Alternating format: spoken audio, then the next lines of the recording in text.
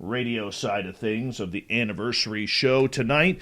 So thank you so much for making it. Spooky Morales, how you doing, buddy? I can't wait for your trumpet at the end of the show, bud. Hope you got it warmed up. Chad Smith is here, the Chad Smith. And there is lovely Laura. Thank you so much for the super chat. Mennonite Abe, appreciate you, man. Thank you so much for joining us. Project Blue Book, good to see you. And who else do we have here? My God, there's Lynn Wallington. Lynn effing Wallington right there. Yeah, she is the best weekend host we have ever had. And she's magical, too. Sunsaver, welcome back. Thank you for joining us.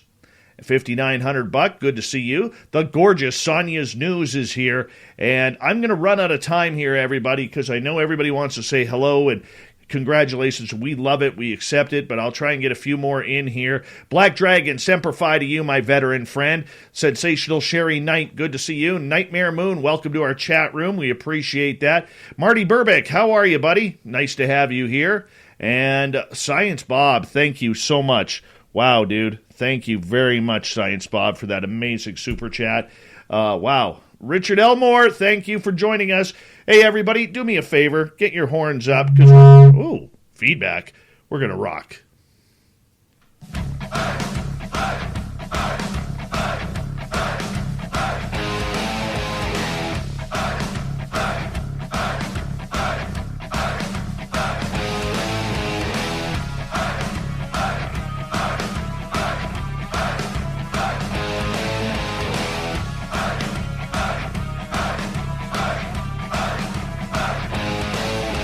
From the mountains of central British Columbia to you listening around the world, this, my friends, is Spaced Out Radio. I am your host, Dave Scott, sitting in the captain's chair of SOR headquarters. We welcome you to tonight's show on our terrestrial affiliates around North America, digitally on TalkStream Live, Revolution Radio, and KPNL. All of our archives are free. Go to youtube.com/Spaced Out Radio. Do old Davey the favor, hit that subscribe button. You can follow us on Twitter at Spaced Out Radio, Instagram, Spaced Out Radio Show, and now on TikTok at Spaced Out Radio. Our website is spacedoutradio.com. We have a plethora of features for you. Rock out to Bumblefoot, read up on Shirky Poo's Newswire, and check out our swag as well. Tonight's show is brought to you by Chive Charities. Help make the world 10% happier by visiting Chive Charities today. You can find it on our website. I got to tell you, it has been 7 years of pure fun, pure bliss, pure anger, pure stress, pure hair pulling, pure swearing, and pure everything. But you know what? There is no place that I would rather be than on Spaced Out Radio with all of you listening in and the amazing people that we have met over the last 7 years. Tonight is going to be a tribute to the show, to our guests, and to our listeners for coming here every day and making this show what it's worth. When I started this show on November 30th, 2014, I had no idea what podcasting was.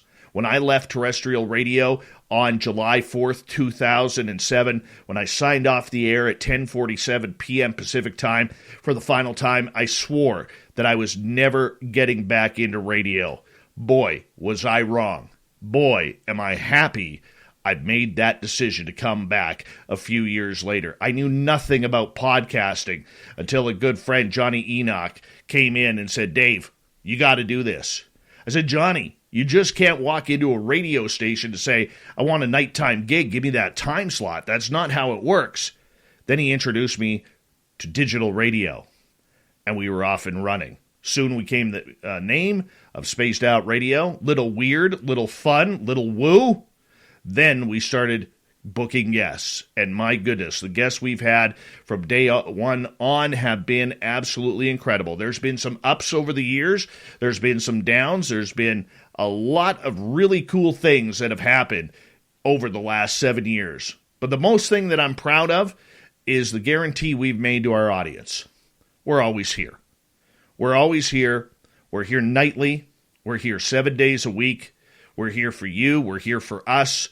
We're here to tell the stories of the people who are having some incredible experiences and creating some phenomenal research in every piece of woo that we can find. Whether it's ghosts, whether it's UFOs, whether it's cryptids like Bigfoot or Dogman, consciousness, psychic ability, anything in between. We've heard it all. We've laughed together. We've got angry together. We've cried a little bit together on some very sad stories that we have broadcast over the years that just touched our hearts. But you know what? It's worth it. It's worth it because these are stories that need to be told from not only a journalistic level, but for an audience level as well, for those who are going through the exact same experiences of the phenomena that we are trying to produce ourselves. Now, it takes a lot of people to put this on. And over the years, we've had an amazing amount of people who've come and gone over the years. And you know what? I thank each and every one of them for being a part, even if it's for a brief history of Spaced Out Radio, to our current team now, which includes Lynn Wallington on the weekends, which includes Gail, a.k.a. Shirky Poo, who does an incredible job with our news, and we love her so much. Whether it's our booking team of Spookles the Cat, a.k.a. Katie, who is an amazing rock for this entire team. Whether it's Dirty Filth, Klaus, who does our booking. Two new members of our booking team, both Jennifer and Bree, who've been here just a few weeks. Vincent, who does all of our video production and continues to improve it on a nightly basis. We have a lot of really cool people like John Hudson and Billy, or pardon me, Willie, Big Willie. I always want to call him Billy and Willie, but it's Big Willie and Gemma Jade, who are going to be starting a brand new show on Saturday nights on our YouTube channel right after Lynn Wallington that we call the After Hours. I'm very excited about growing the family. I'm excited about good friends of this show, our monthly guests like Science Bob and Merle and Geraldina Roscoe, Varla Ventura, Butch Witkowski. You know, just to name a few. Our Keith Andrews, another one, who are here monthly for you guys and for your entertainment.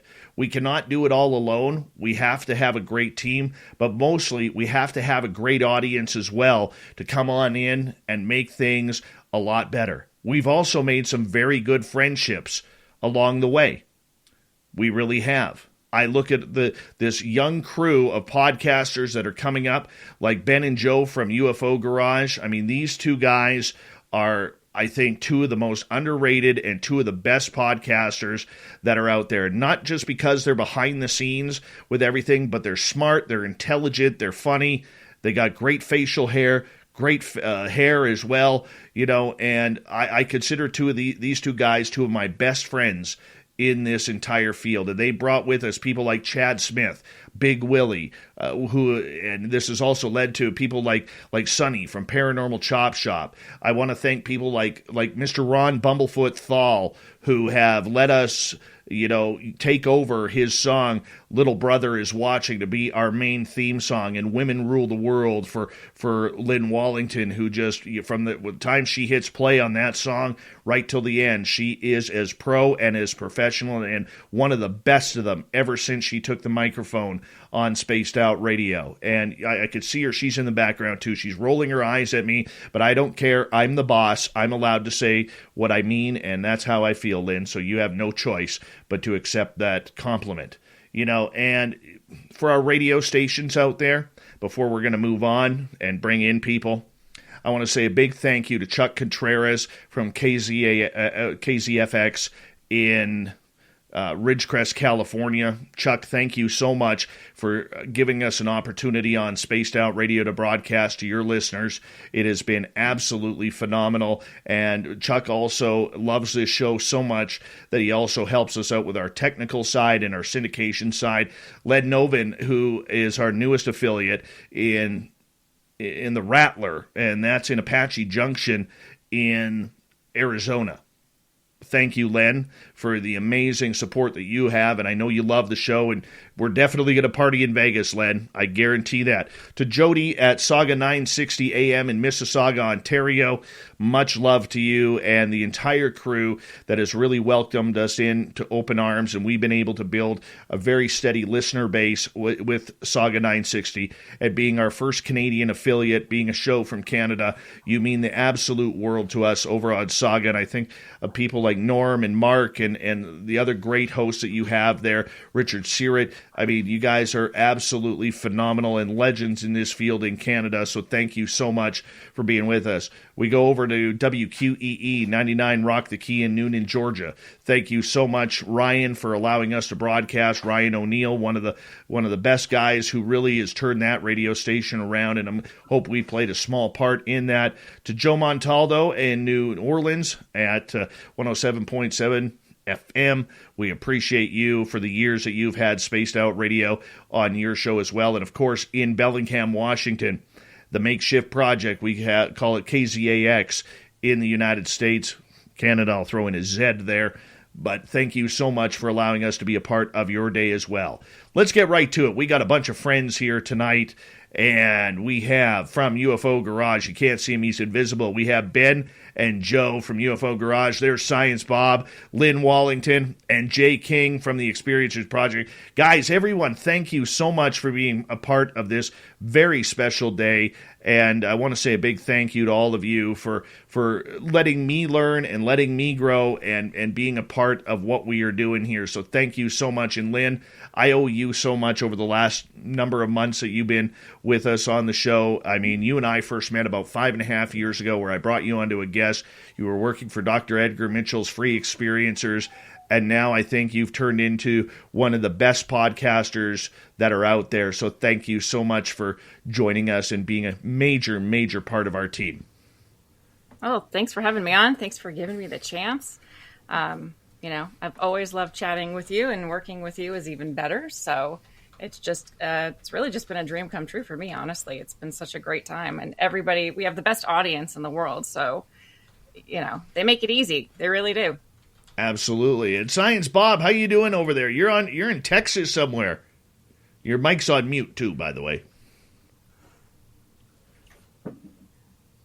Or did I mute you? I'll try this. No, it was me. I'm in Odessa, Texas. I'm driving across country. I have a board meeting in California, so there you go. Well, we're glad you're here too, because Bob, I got to tell you, as you know, I'm more woo than science, and to be able to have a balance of you here with me to kind of grab your wrenches and torque them a little bit when I go a little bit too woo, man, I'm so glad. I mean, we talk almost every day since I met you in 2020 in San Francisco at UFO Con. I think there's probably a total of maybe 60 days out of those 2.5 years that we have not spoken. Maybe. I don't believe it's 60 days, and it is a pleasure to talk to you every day. We carry on these really interesting conversations, and we poke and steer and guide each other. It's fun. And I will say this, Science Bob, it's really great to be able to take someone with your acumen and education and background and all of a sudden teach you the woo of things, man. That's been fun. Absolutely. Ben and Joe from UFO Garage, my two younger bros in this entire field. Thank you so much for joining us, man. And Ben, I want to say a big thank you to you, especially for building our brand new website for spacedoutradio.com. And I could never dream that I could have a website that looked like that, man. Honestly, never thought it would happen. Dude, it's been a pleasure, man. Like I remember when we first started working on it, and there was some apprehensiveness. You were like, "I don't want to give you my email and password." I was like, "But you have to." And there's the journey of just making your brand. I've been a fan of yours, man, since we met. Joe and I met you at UFOCon 2020. I know you already mentioned that, but we met you at Lorien's conference. And we just had such a great vibe when we hit it off. And, man, I've been such a huge fan of your show since then. And you've done so much for me. And I know, Joe, you can speak for yourself. But, like, it was a pleasure just working on your website and truly just kind of bringing it to what it should be, right? Like, I think it's getting there. It's a work in progress. We got some shirts to add, but it's getting there. Absolutely, absolutely. Joe, thank you for joining us. I'm going to tell you right now, Joe from UFO Garage, Joe Strelski, has the best hair and beard in the UFO business, bar none. Bar none. I just got it trimmed a little bit, dude. Oh, yeah, so it's going to be even better, man. Dude, it's such a pleasure to be on with you tonight, man. This is a huge thing, man. 7 years. That is 7 well years. deserved, man. That is awesome. Thank you so much for what you do. I mean, as Ben said, we hit it off at UFO Con, man, and we've been friends ever since, man. And thanks for kind of taking us under your wing and just having that friendship, man. That's what this is all about, man. So we really appreciate that a whole lot. And thank you guys for the amazing super chat on our YouTube. That I'm getting a little choked up here with all the. Get a little choked Yeah, up. and I gotta you, mention, man. because I don't know how long Jay King is going to be here, but Jay King here we had him on just a few weeks ago. He's a brand new friend to this show. We're all experiencers of the weird and strange. And Jay, for you to hop on from the experiencers group, man, we really appreciate it. And what you're doing for experiencers to help out there, it's phenomenal, and really appreciate you and everything that you're accomplishing quickly in this field. Oh, thanks so much, Dave. And it's an honor and a pleasure to be here for your seventh anniversary, and to see an old friend like Bob McGuire and new folks like Lynn and you guys. It's great. Even though I'm outbearded, I'm like massively outbearded in this group. I'll stick around. I'll stick around. And we've just been joined by one of our fan favorites, Nicole Sakic, researcher. And I think she's even put lip gloss on tonight for our YouTube crowd. So we appreciate that. Happy birthday, Spaced Out Radio. Well, Hi, everybody. We're going to do something a little bit different tonight. We really are. Yes, it's your birthday. Yes, it is. Because I ask a lot of questions. So if you guys have any questions about SOR history or whatever, feel free to fire it in, because this is a complete free-for-all night tonight. If you want to know about my experiences, if you want to know about the show, if you want to know anything, panel, go right ahead. And the audience that's in our chat rooms tonight, we'll get to your questions as per usual in hour number 2. So let's just get into it. Guys, I mean, this is so different. Science Bob, you fire away first. So I never can remember the very special date that everybody in the SOR audience should go back into the archive and look for the night Carl showed up. Oh, yes. That's a great one. Yes. You know what? That happened when we were on our Blog Talk Radio days. And it happened, what was the date? Hold on. My goodness. Why am I drawing Maybe a blank? The YouTube audience will remember. But, I mean, look, that was so cool. I remember going back and listening and knowing you and knowing how you are, to have an ET show up your window and interrupt your show. And then you could tell something's going on, but, Dave, you are a pro. Well, at first, and Jay, I don't even know if you know this story. So I was broadcasting a show. We were about 15, 17 minutes in. At my guest that night, we were talking about Buddha of all topics. And my first radio broadcast, I can't even call it a studio. It was a bedroom, because there was a bed behind me. And I kind of had my screen in the corner of the bedroom, and my front door outside the wall, that was my front door. And I had a bay window right beside me, about 4 feet away. And for some reason, that was the third night in a row that I forgot to turn my outdoor lights on. And I always had my outdoor lights on.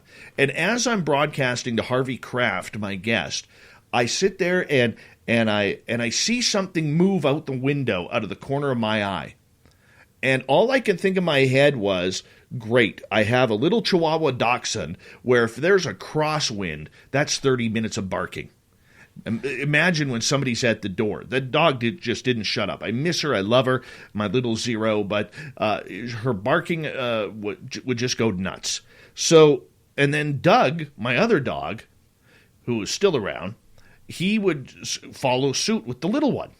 So here I'm thinking, I'm going to be blasted with barking tonight. Blasted. And this isn't going to make good radio. Even though it was Blog Talk Radio back then. Horrible, horrible scene. But nonetheless, so I put my microphone on mute. I turn my chair like this. to look out the window, turn my chair to the left, and that's where I see this gray head with big black eyes, almond-shaped eyes, staring at me outside the window. And I jump back and I scream my head off. Now, my guests can't hear me because I'm on mute, but I swear, I sounded like a screaming banshee getting hit with a baseball bat, right? I mean, it was terrible.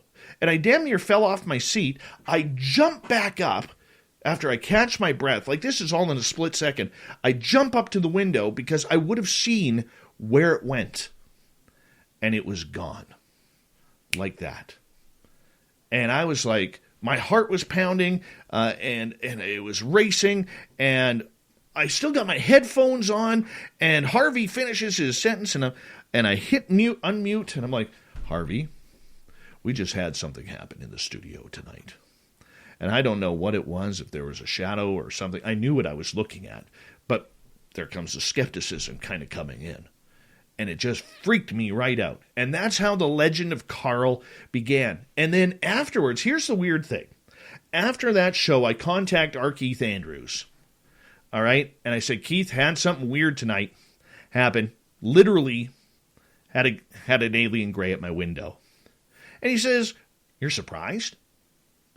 And I'm like, no, shouldn't I be? And he's like, well, Dave, he goes, think about it. The internet signal goes out into space. They're listening. You're talking about all this weird stuff. Of course they're going to pick it up.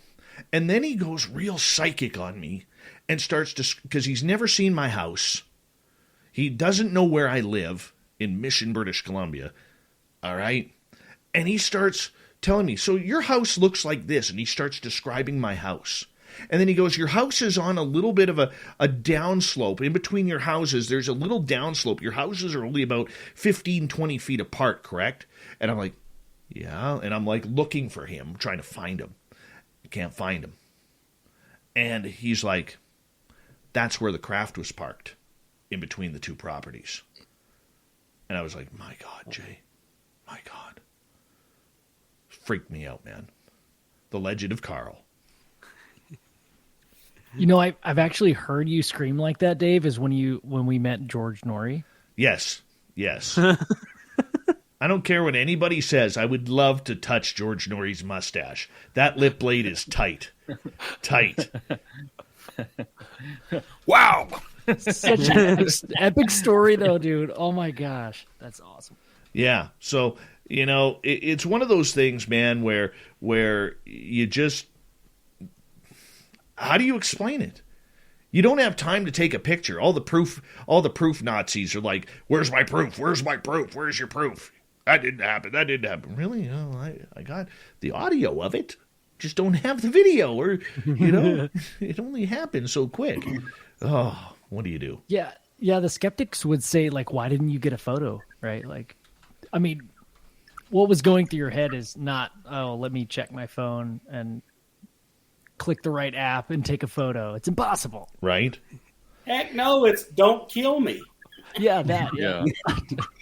Dave, did you feel like you were being led? Like, did you need to go outside and like pursue where it was? Or was that like your genuine curiosity? Oh no, I was crapping bricks that night. I stayed right inside. When you got aliens that close, you just stay inside. You don't know where they are. There is that part of it, but, you know, then everybody talks about how they would run after them or, you know, try to. Yeah, Dave, don't you have a story where, like, in the middle of everything going down, like you went and got donuts or something? Oh, that was round 2 with Carl. Okay, that's round. We'll get to round 2 with Carl. That's in my interview that I did with you. That's on my channel. Round 2 is the donut trip. Yes. Hey, I'm Canadian. If I'm going on a UFO, if I'm going to be abducted while I'm awake, I'm going with a donut and a Tim Hortons ice cap. I have a level of importance before I get abducted while I'm awake. We have Nicole Sackich, Bob McGuire, Jay King, Ben and Joe from UFO Garage, and Lynn Wallington, our weekend host. It's the 7th anniversary of Spaced Out Radio tonight.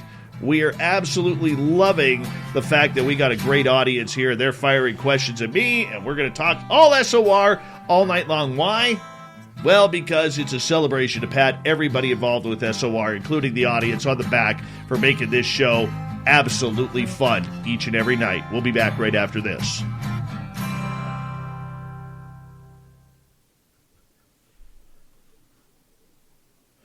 All right, we are clear. Hey, space travelers, this is Yeah. John That was a Resig, fast founder of 30 the Tribe. minutes. Yeah. Yeah, seriously, what the hell? Well, you can blame my 28-minute monologue that I had there. Sorry about that.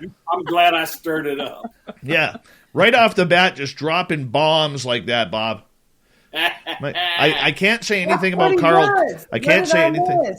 Oh, just Bob. Hammer us with Carl right off the bat. Just boom. That was perfect. I love that. All right. I'm going to whip through the chat room here quickly here, guys. Thank you to gorgeous Lucy Bell, 416 Bitcoin. Thanks for joining us. Sonny from Paranormal Chop Shop, you demand, buddy. Thank you for coming on in. Gorgeous Kira, nice to see you.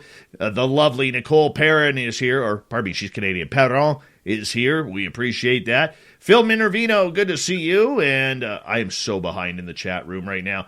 Dirt Road, thank you so much for that lovely super chat. I can guarantee you I am so losing my voice tonight. I can already feel it. Already feel it. All right. Harvey, nice to have you here. Fidgety Aura, good to see you. Irish Lincoln, thanks for coming on in. It's been a while. And then we'll just throw up a little Irish Lincoln there. Josh Casey, nice to have you here. And my goodness, like I am 25 minutes behind in the chat room right now. See if I can race. Gorgeous Jenny, Super Duke from World Bigfoot Radio. Make sure you subscribe there. Gary Rusin, how you doing, buddy? Thanks for coming on in. And this is nuts in here so far. We got 149 people watching right now. All right. Yeah. Lee Poping, good to see you. Idaho, JR, thanks for coming on in. And if I miss anybody, I apologize. I'm racing through the chat room, but literally my ADD is not going to allow me to not do this. Fapster, 7 years of regret right there. Thank you, buddy. We appreciate you. You dirty bastard, big-headed mofo right there. We love him. We love him. You could land a helicopter on the side of that head, right? And still have room for another 2. God, I love him. Gorgeous Tammy Finnegan, how are you? Oh, hey, Clam. John Music, nice to see you guys. Obi Flett, how you doing? Thanks for coming on in. And Uncle Dale and his Power Stash are here. Remember, if you're in Austin, Texas, and you run into Uncle Dale, rub his Power Stash to get your wish granted by Santa Claus. Must be available and eligible until December 24th at 11:59 p.m. All right, where else do we go here? Let's see here. SJ, nice to see you. And John Hudson, how you doing, buddy? The gorgeous Deanna's Vlogs, thank you for coming on in. Spookles the Cat, good to see you. Grandmaster, a.k.a. The Gong Show. Gotta love him. Gotta love him. Gorgeous Nikki in Seattle, how are you? Where are we on there? My God, where am I not here? Body Tech, good morning to you. And let's see, I'm at 9:12 p.m. Pacific right now, so I'm only 20 minutes behind now. Let's see here.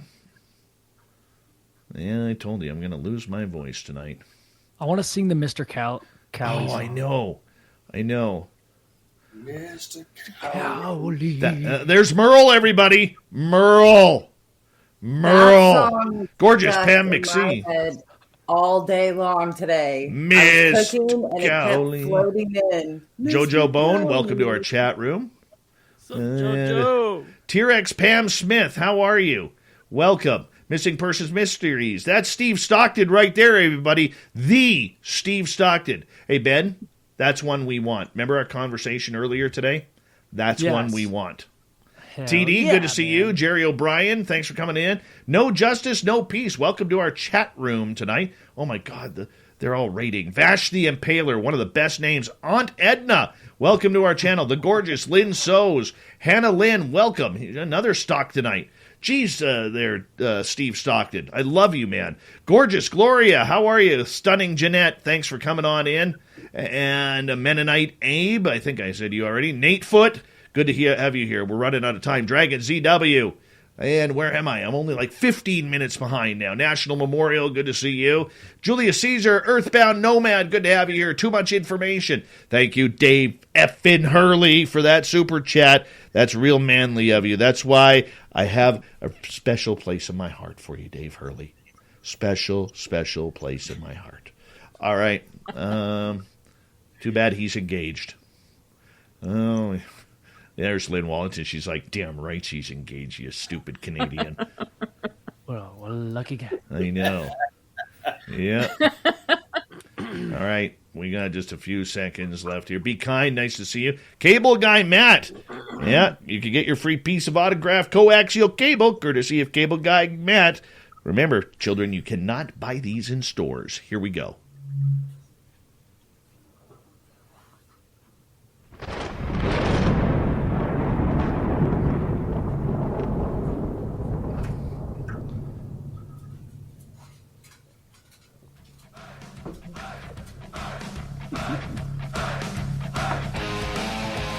Second half hour of Spaced Out Radio is now underway. My name is Dave Scott. Thank you so much for joining us on this anniversary edition of the mighty SOR. I want to remind you that if you miss portions of this show or others, check out our free archives by going to youtube.com/Spaced Out Radio. Do me the favor, hit that subscribe button. Our website, spacedoutradio.com. We have a plethora of features for you. Rock out to Bumblefoot, read Shirky Poo's Newswire, check out our swag as well. Follow us on Twitter at Spaced Out Radio, Instagram at Spaced Out Radio Show, and now on TikTok at Spaced Out Radio. Hey, it's our anniversary show. We are 7 years old today. We're going to go probably for about another 7 more, and then I'm going to, I don't know, probably go 7 more after that because I got nothing better to do. Tonight, we got a great panel. There's going to be people coming in and out all night long. Right now, we have Ben and Joe from UFO Garage, Jay King from the Experiencers Group, the gorgeous Nicole Sackage, researcher extraordinary, but man, could she make a good taco in the kitchen. Science Bob McGuire, and the lovely Lynn Wallington from our weekend show, who's literally the best weekend show ever in the paranormal. Welcome, everyone. We're talking about stories. It's just story time all night long. And I'm going to open it up to you guys. Anybody want to jump on in here? You know, like, what's your favorite memory of SOR? Let's start with you, Lynn Wallington. Now that you've been a part of the show, you've been a guest, you're now a host. How about you? Well, my favorite memory is actually a young Davy Scott emailing me 6 years ago, I think it was. Or no, you were messaged me, I think, on Facebook and telling me about a new show that you had, and you were asking me to come on as a guest. And I was like, who is this young fella? So that was the start of it. That was the beginning of the magic. It was magical. Totally. It's just so great to see, like, to be on the show at that point and just kind of see where it's like what it's become. It's amazing. You've done a great job, Dave. You should be very proud of yourself. You know what? I am. And you know, little did I know that a number of years later, we kind of didn't talk for a few years. But we were always Facebook friends. And then all of a sudden I'm like, you know what? I liked that Lynn Wallington. You know, we got to bring her on again. And so we did. Yeah. And this is where I found out that you were a witch. A witch. I know. And I got all spooky and scared and goosebumps. And then I learned about this dude named Dave Hurley, who is just, you know, he's my man. Changed your life. I am publicly acknowledging I have a man crush on Dave Hurley. I do. Very and true. If you listen, there he is in the background laughing, right? So nonetheless, I love you guys. And Lynn, if you haven't heard the weekend show with Lynn, it's amazing, and just go to our YouTube channel. We're going to be expanding her onto the podcast format very, very soon, as well. So that way she'll be able to be downloaded and everything. So really cool. How about you, Jay King? You're relatively new to the scene. You really took off a few months ago when Ralph Blumenthal wrote this incredible article about experiencers, and you'd kind of been in the silent area with this, debating whether or not you wanted to come on in. And then you came after that interview, you're getting hammered with interview requests. We get you on the show and have one heck of a great interview. And, we compliment you on your beard because it is nice and tight, little bit of speckled gray in there, which is perfect, but, the one thing I love about experiencers, man, is and if you're hearing this for the first time, I'm an experiencer, Jay's an experiencer, members of our team are experiencers, but we all have something in common that we all kind of want to help each other. We're not trying to step on each other's toes, get bigger or better than the next person. I really felt connected to you, man.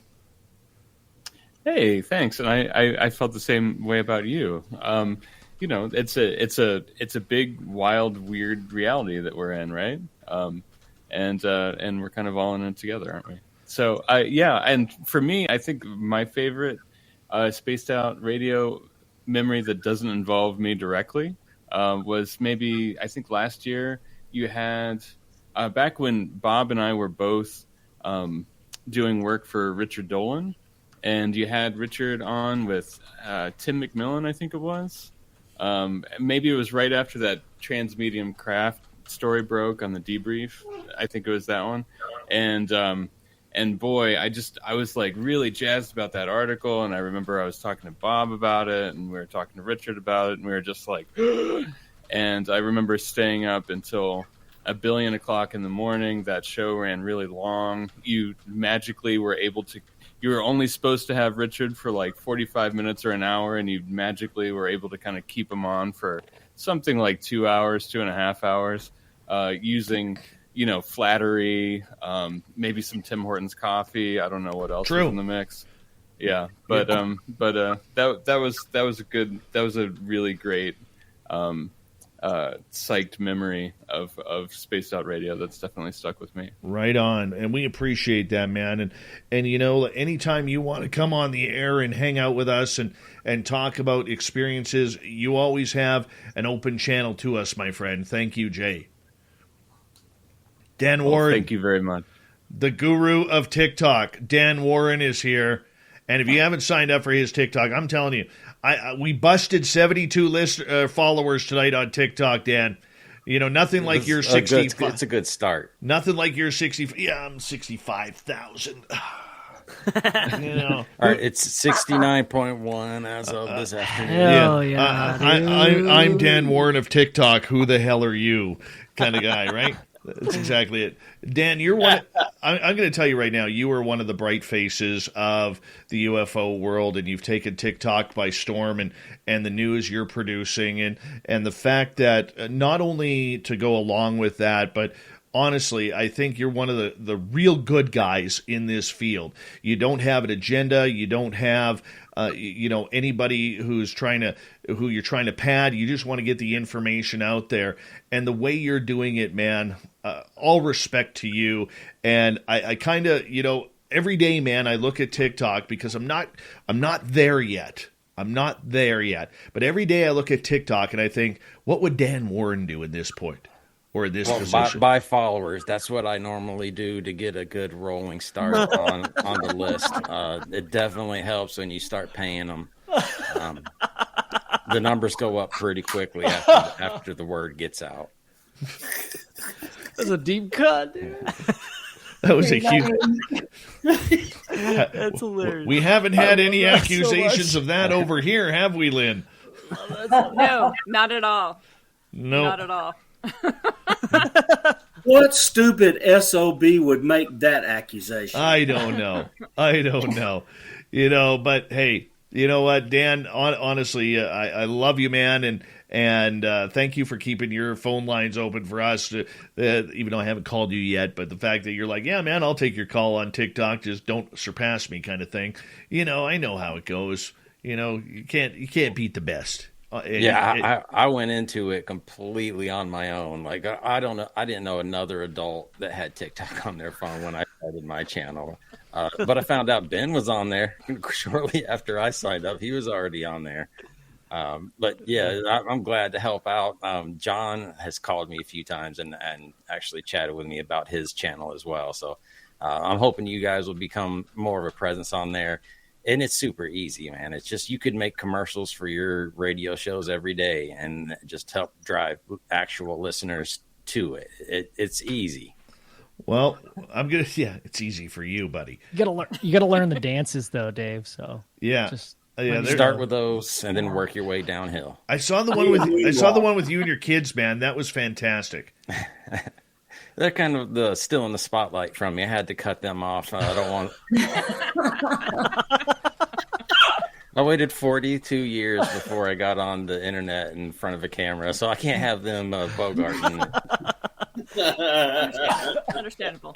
still. You know what's funny is I actually read an article today where like the 25 and under crowd is starting to get really upset with the elderly TikTokers of the 40 and up crowd now, and it's making TikTok extremely passé now that the old timers and the dinosaurs are starting to take over. Name one social media platform that doesn't suffer that same fate. It's just a way of life. Very true. Yeah. I had to move my walker to get on the couch here tonight. So, My space for life. And I used to have a full head of hair and beard. There's a filter for that on TikTok, and you can have luscious locks in no time. Like Dave Scott. Hey, I'm talking Dave Scott style locks, dude. Bob, back when you had that hair and a beard, were you sitting on a submarine somewhere out in the ocean, possibly? I was indeed. I think somebody even depth charged me. Maybe. Oh no.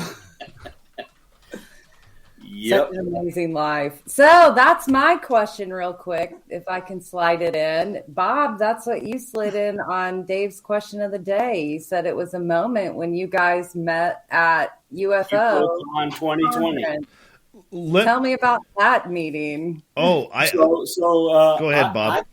I came out with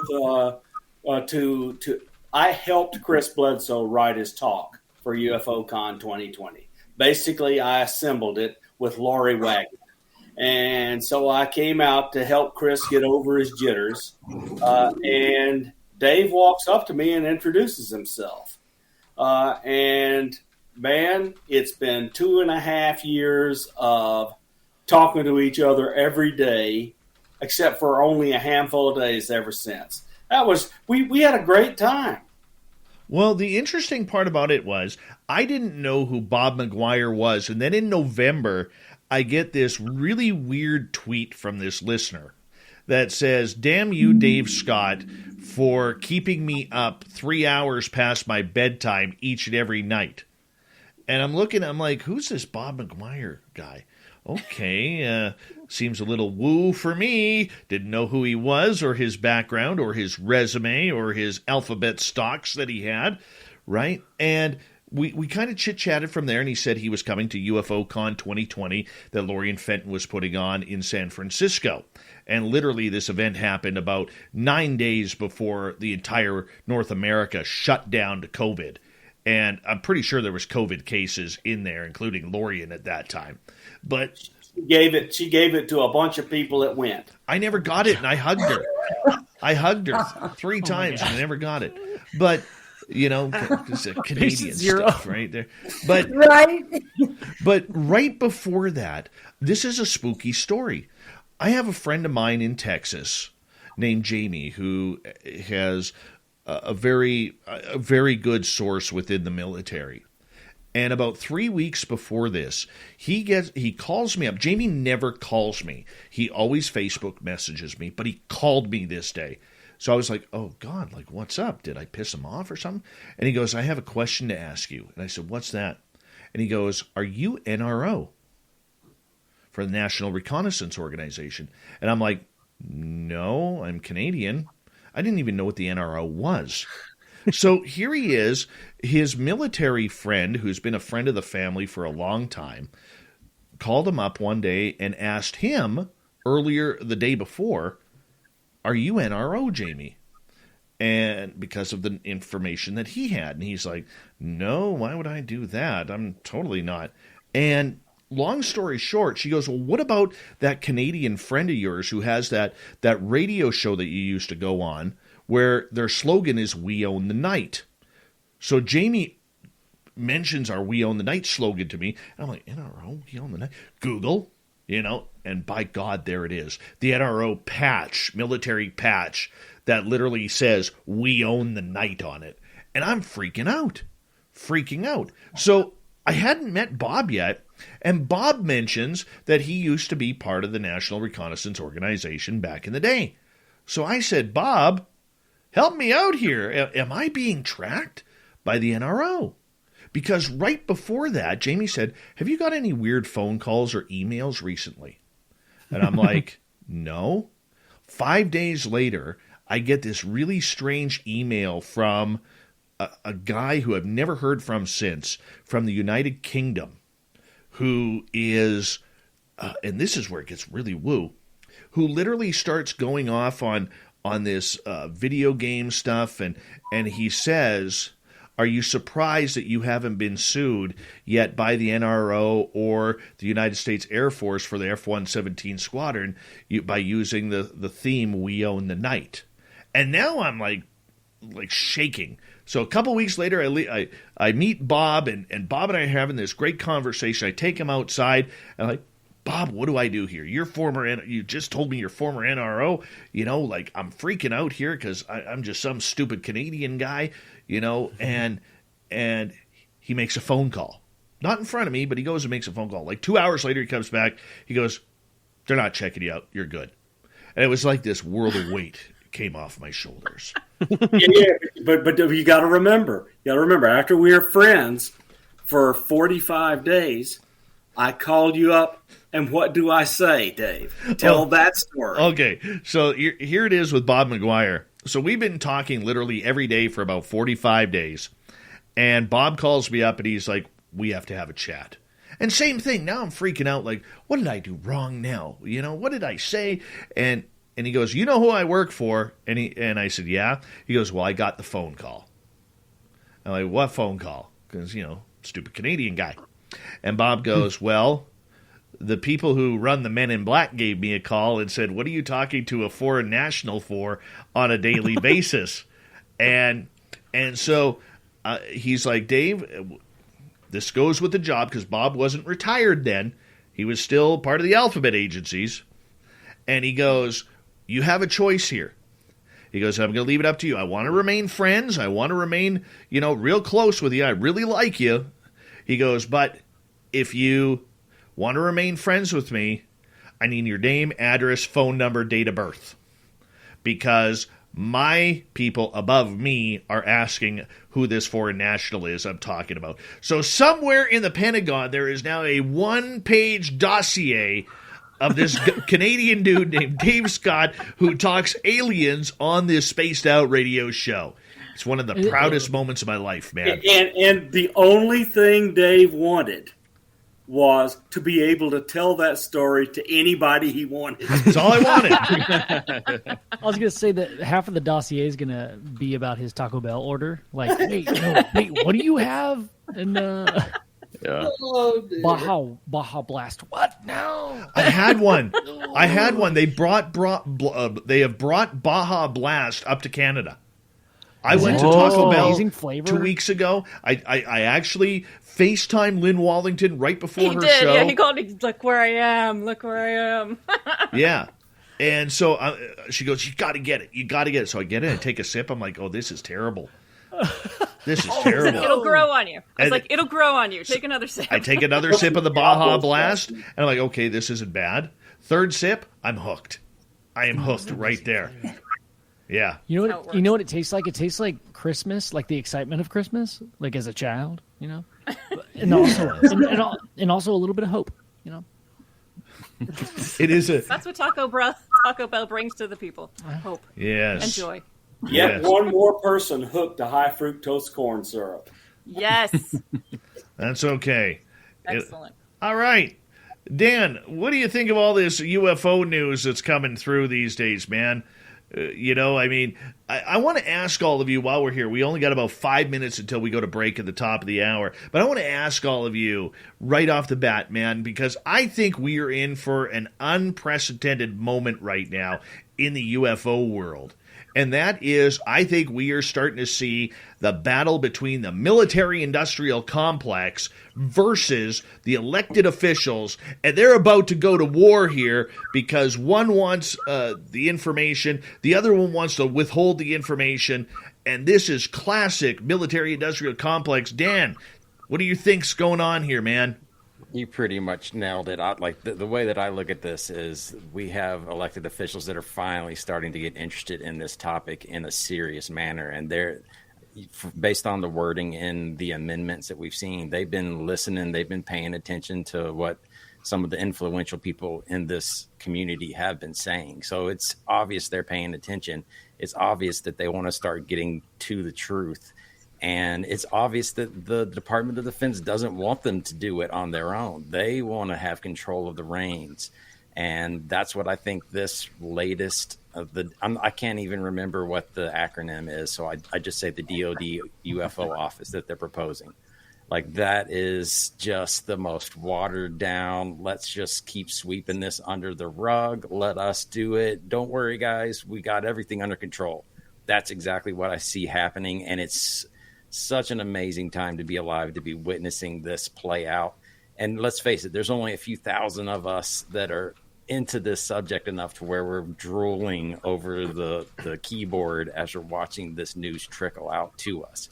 It's just such an amazing time to be interested in a topic like this that's going to have reverberations throughout time. It's crazy. So I'm glad to be on the ride with you guys. That's my thoughts on what's going on. We're going to do all our listeners should call the Congress critters if they're in America and tell them to support the Senator Gillibrand amendment to the National Defense Authorization Act, because it blows the doors open.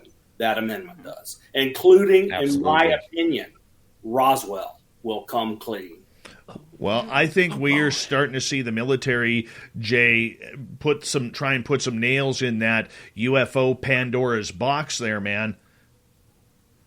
Yeah, I agree. And along the lines of, if you live in the United States, and you should probably call your congressperson. However, the wonderful Canadians out there, since you can't call Congress, feel free to just call the Pentagon repeatedly and jam up their phone lines. Just keep that rolling in. I think, I think that it's amazing to see such bipartisanship on anything these days. These last couple of years, and to really have that with this issue really speaks to what the importance of the issue overall. The fact that you can get Gillibrand and Rubio to agree on anything, the fact that you could get Lindsey Graham to sign on to that as well.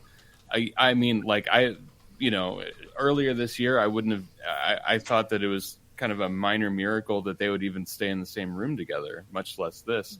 And so having this happen is absolutely incredible. And I think that there will be a trickle down effect. I mean, the more that those news pieces come out, the more that, just in the last few months, the more that I have relatives sending stuff from Apple News about the new amendments and things like this, and the twists and turns of that, and seeing that from just random folks, where this was something taboo a few years ago, where that was the thing that you didn't talk to Jay about at Thanksgiving, and now it is the thing you talk about. You know what I mean? That's pretty amazing.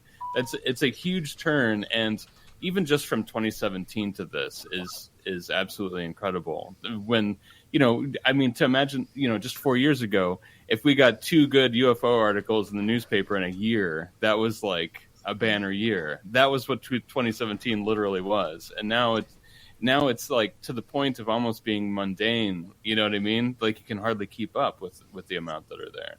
So I'm psyched, and I think the next year is going to be incredible. I think there's going to be we know about some new documentaries, we know about some new series, we know about some new pieces that some major news channels are working on right now. That'll be coming out in the next year, and I think people will be really happily surprised with how deeply invested some news producers are in this topic.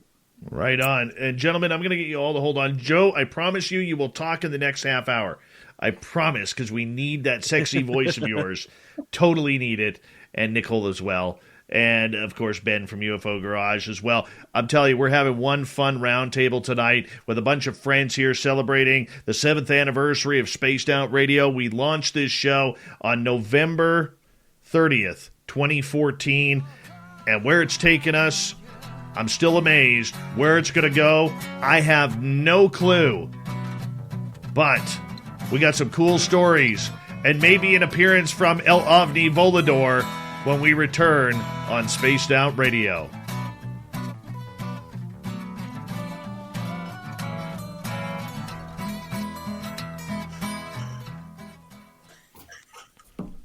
All right, we're clear. All right, we're clear. All right, two things. Get your When did horns up Nicole with and me I on become Spaced Out gentlemen? Radio. This is Ron Bumble Football. You know, I mean, I look at it Good. like if you're on a ship, you Just still refer to a that lady idiot. as What a flirt, terrible so- host. What a terrible Dude, I'll host. take Don't guys. give him I'll an take the inch. gentlemen. Don't give it a Sorry. Oh my goodness! Hey, I got to get up in 6 hours. All right, Science Bob. Love Yep. you guys. Love you guys. See you later, Bob. See you, Take Bob. care. All right. Yeah, I I gotta got to get up Dave- in 5.5 hours, dude. So I'm about to head out. But you were going to talk in the next half hour. I know, man. I'm so sorry, but dude, this has been awesome. That's okay. Congratulations. That's Stop okay. right now. Dude. You get the whole break. All right. Joe, you're amazing, buddy, and I love you. And you know what? I can't wait to drink some vino with you soon, bud. Yes, sir. Yes, sir. All right, man. Hey, have a good Take rest care, of your night, buddy. all right, brother? Much Take it love. easy, Bye, man. Much Bye, love. everybody. I Hey, get, Dave, I have a surprise guest coming on too at some point. is for it you, Dave Hurley? But it is not. He's sleeping. He's got to work. I'm gonna tell you, you guys, a quick story. Merle is here, everyone. Merle, there he is. Hey, good evening. Yes, Merle's a TikToker too. What's up, dude? Yeah. Yeah, Merle is literally one of my best friends away from this show, and Jay King is here, Merle. I'll get rid of the message so that way you can see everybody. Dan at Hey Look over there. Dan is one of the best, probably the top TikTok UFO person. Nicole Sackage is that wooden chair right there. That's I saw her fall off it when I was watching. yeah. That's Super Ben from UFO Garage. Ben, I'm going to remove my logo here so we don't cut off your face. Dude, no worries. I was going to say, man, I'm on dad duty for like the next 2.5 hours, so I do have to go, but I will be listening. Okay. Yeah, just giving my wife a couple hours of sleep, you know. Yeah, that newborn works. and all. How is the little one? Give us an update on the little one. Oh, dude, she's beautiful. She started smiling and like was smiling and not yet laughing, but like she's trying to laugh. It's like the cutest thing I've ever seen. I'm so proud. Man, it's changed my life. I freaking love it. My night owl tendencies have paid off because now like we trade off, my wife and I. So like late night, take care of a little baby, and then That's okay. Yeah, That's a good role, man. yeah. Strong role. That's a good role. They hold all the answers, you know. They're like straight from the multiverse. So just stare at them and try to like Yeah. soak it in. You know what? You got to look your daughter right in the read my eyes. mind. You got to look your daughter right in her eyes and say, "Who are you?" Dude, I swear, like that's all that I'm thinking about is like, you know, everything I'm questioning right now. Dude. You're smarter than me. You're cute and you're small and you're smarter than me. Love that. But hey, boys, Dave, bro, I gotta say this, dude. Like your show is so important to me, man. It has changed my life. You have been there when I needed you. This community has been there when I needed you. And man, I can never repay the time, the hours, and the friendship and the awesomeness that you've brought to my life.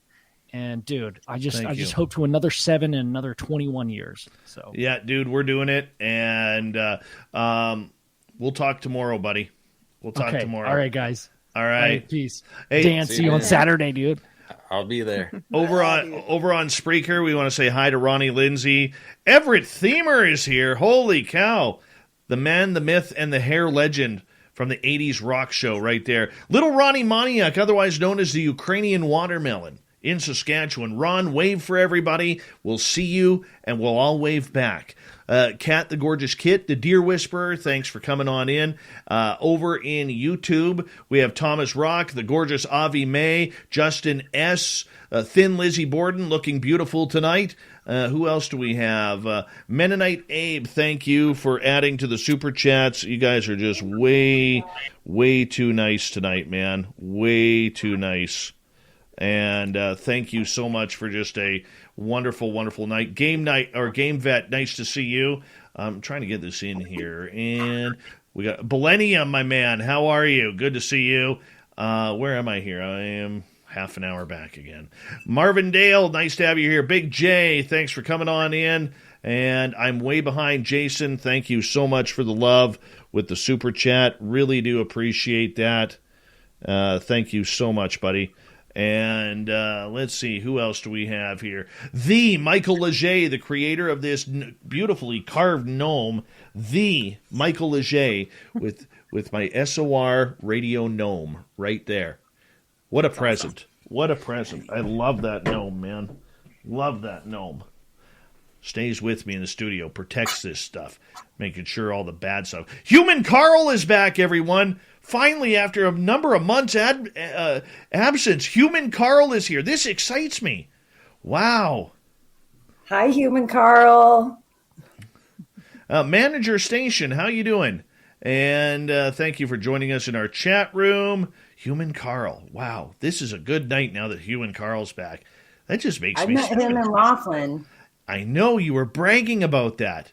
Well, that was like the first time I've ever met anybody from like YouTube or like, you know what I mean, in person. It's like I knew him in a chat and he was like, I know you. And I'm like, oh, this is going to be weird. And then it was awesome. I know. So. You know, Human, quickly here, we got to get going here because we're coming back for a break. But Human Carl, I got to tell you, man, when Nicole immediately called me afterwards, it was so excited that we met Human Carl. I was jealous. I was very, very jealous. Hold on, everybody. We're going to kick off hour 2 right now.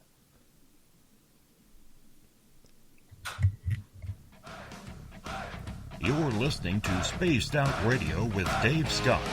Follow Dave on Twitter at Spaced Out Radio and on Facebook, Spaced Out Radio Show.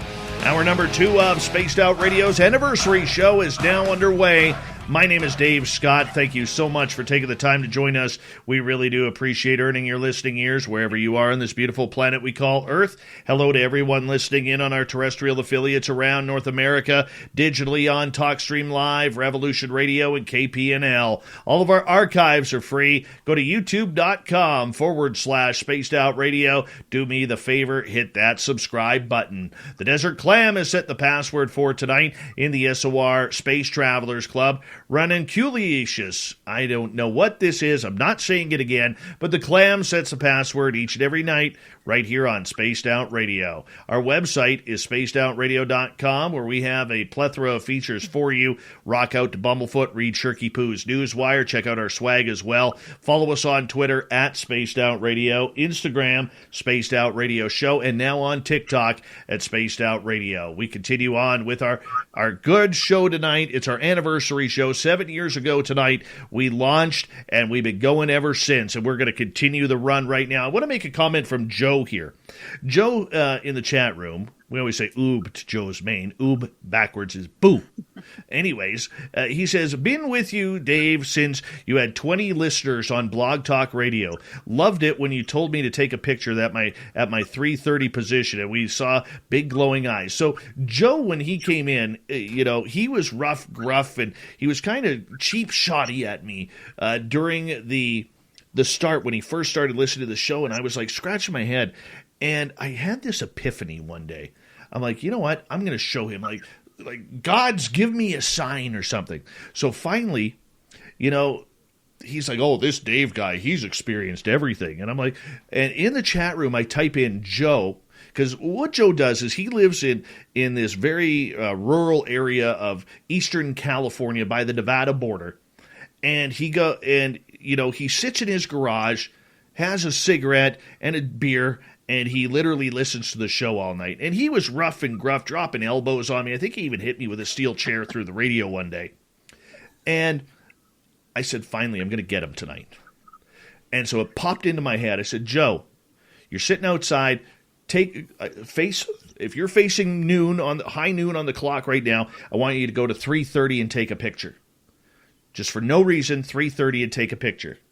He takes a picture and he posts it in our chat room at 3:30, where I think he has a garden there or a building. There are 3 sets of glowing red eyes staring at him at about, 2 of them were about 8-9 feet high, and one was down below the ground at about 3-4 feet high, staring at him. And he has been a fan every show since. And I don't know what made me tell him to go to 3:30 and take a photo, but he did, and I'm glad he did. And he's got the best hair in the business for our listeners. It's literally down to his butt, and I'm jealous of it. But, yeah, Merle is here, everyone, from Paranormal Road Trippers and Ghosts of the Great White North. Merle, how you doing, buddy? Doing great, Dave. Happy anniversary. Thank you. Okay. We did it. We did our awkward pause. That's what I was going for right there. Thank you, bud. I appreciate that. Merle, I'm glad that you're with us. You really, and for our listeners, I'm very much, as you know, not into the paranormal. I'm more a cryptid guy. I'm more a UFO guy. I don't like a lot of people in the paranormal, but Merle, you're one of the special people out there. I don't care who's listening or what anybody thinks. I literally strongly believe you're probably one of the top 5 investigators in all of Canada when it comes to the paranormal, and we're glad to have you on once a month on this show, buddy. I love it. Thank you. I've been, doing this for 6 years with you now. 2015 we started. Yeah. Ish. Yeah, it's a long time. All right. Yeah, that's long enough. You're fired now. So we'll talk to you later, Merle. You've already broken your word quota for the half hour. And our awkward silence quota. Yes. No kidding, but thank you. I mean, you're surrounded by a bunch of UFO people here, Merle. You feeling a little uncomfortable? No, I just wanted to up the Canadian content. You needed it. So I'm here. I'm here to support. It entertained me on UFOs. I'm still starting to learn. Dave and I always have off-air, would you call it debating or trolling each other on UFOs and ghosts?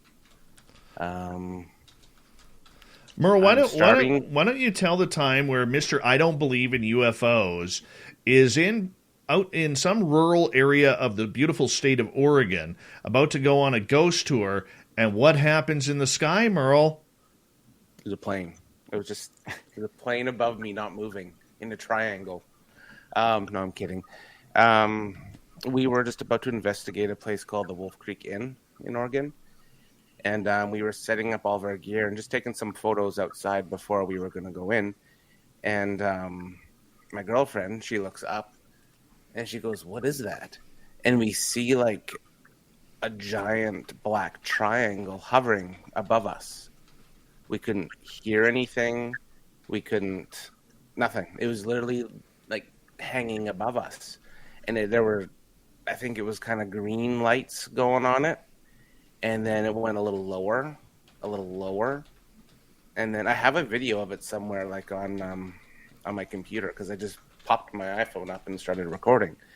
And then disappeared. So I guess technically I'd be a UFO experiencer. There, I admitted it on your show. I'm a UFO experiencer.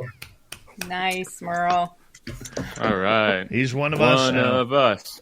Yep. Yeah. Yes. Book 2, Triangle Book 2. It's like the stories just keep coming. It's like, do it. Yeah. Hey, Dave, your surprise guest is coming on soon. Just FYI. Oh, I'm excited. Keep your eye out. I'm excited. You're welcome. You're welcome. Yes. Samantha Mowat is here. Fireplace. I'm so jealous. Fireplace.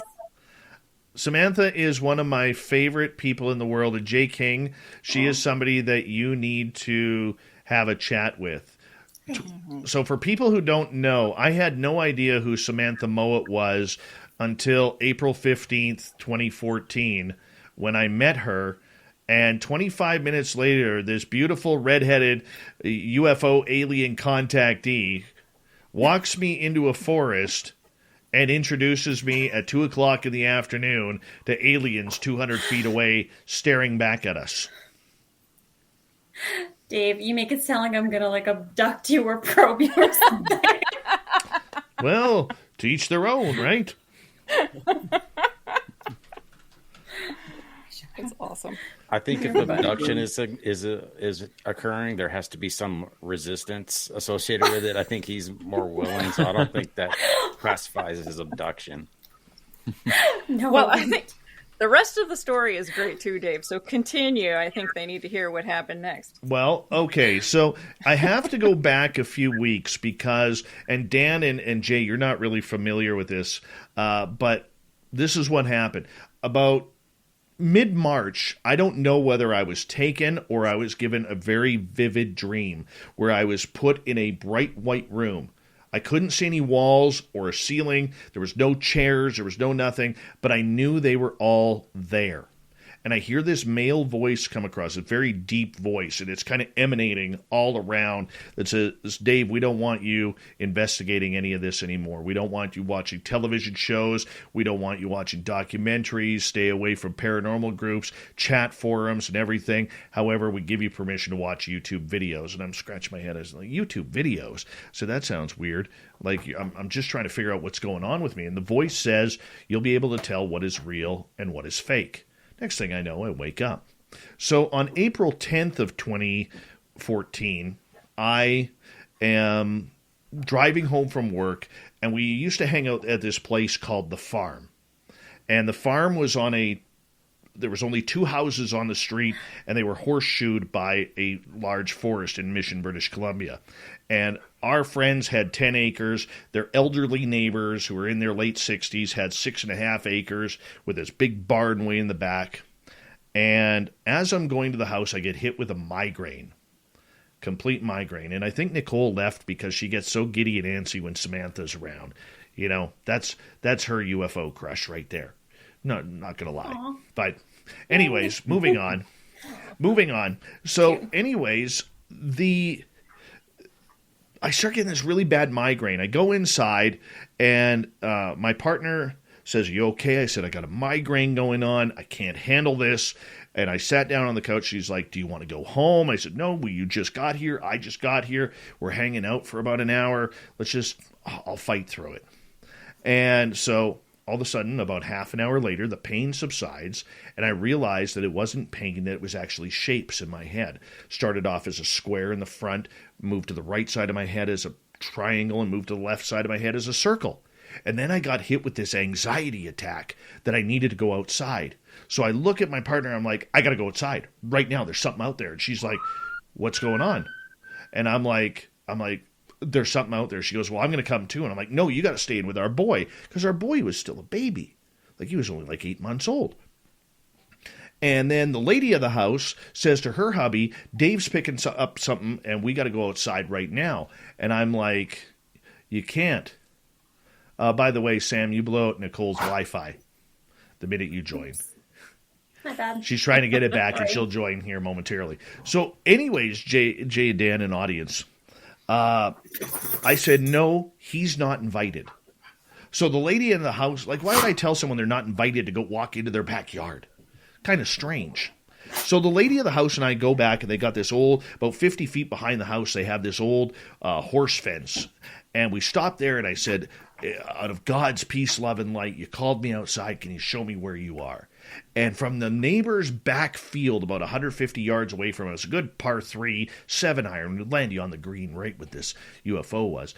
The entire ground lit up in the brightest white light I've ever seen, man.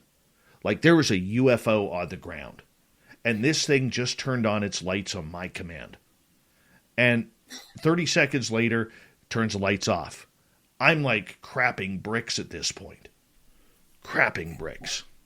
And The lady says to me, try it again, see if they'll turn them on. I said, if you are of alien descent out of God's peace, love, and light, will you turn your lights back on? Bang. Lights come back on again. They're wider through the trees and brighter. And I'm trying to, there's all these shrubs and trees in between the properties. And I'm trying to get a light because, excuse me, I am not walking up there. That's aliens. There's some aliens there. I'm not going over there. And so I see this blue cylinder standing vertically, and all the white light is coming out from underneath it, and there's this black cloud that's rotating counterclockwise up to about halfway up this tube and then all the way back down.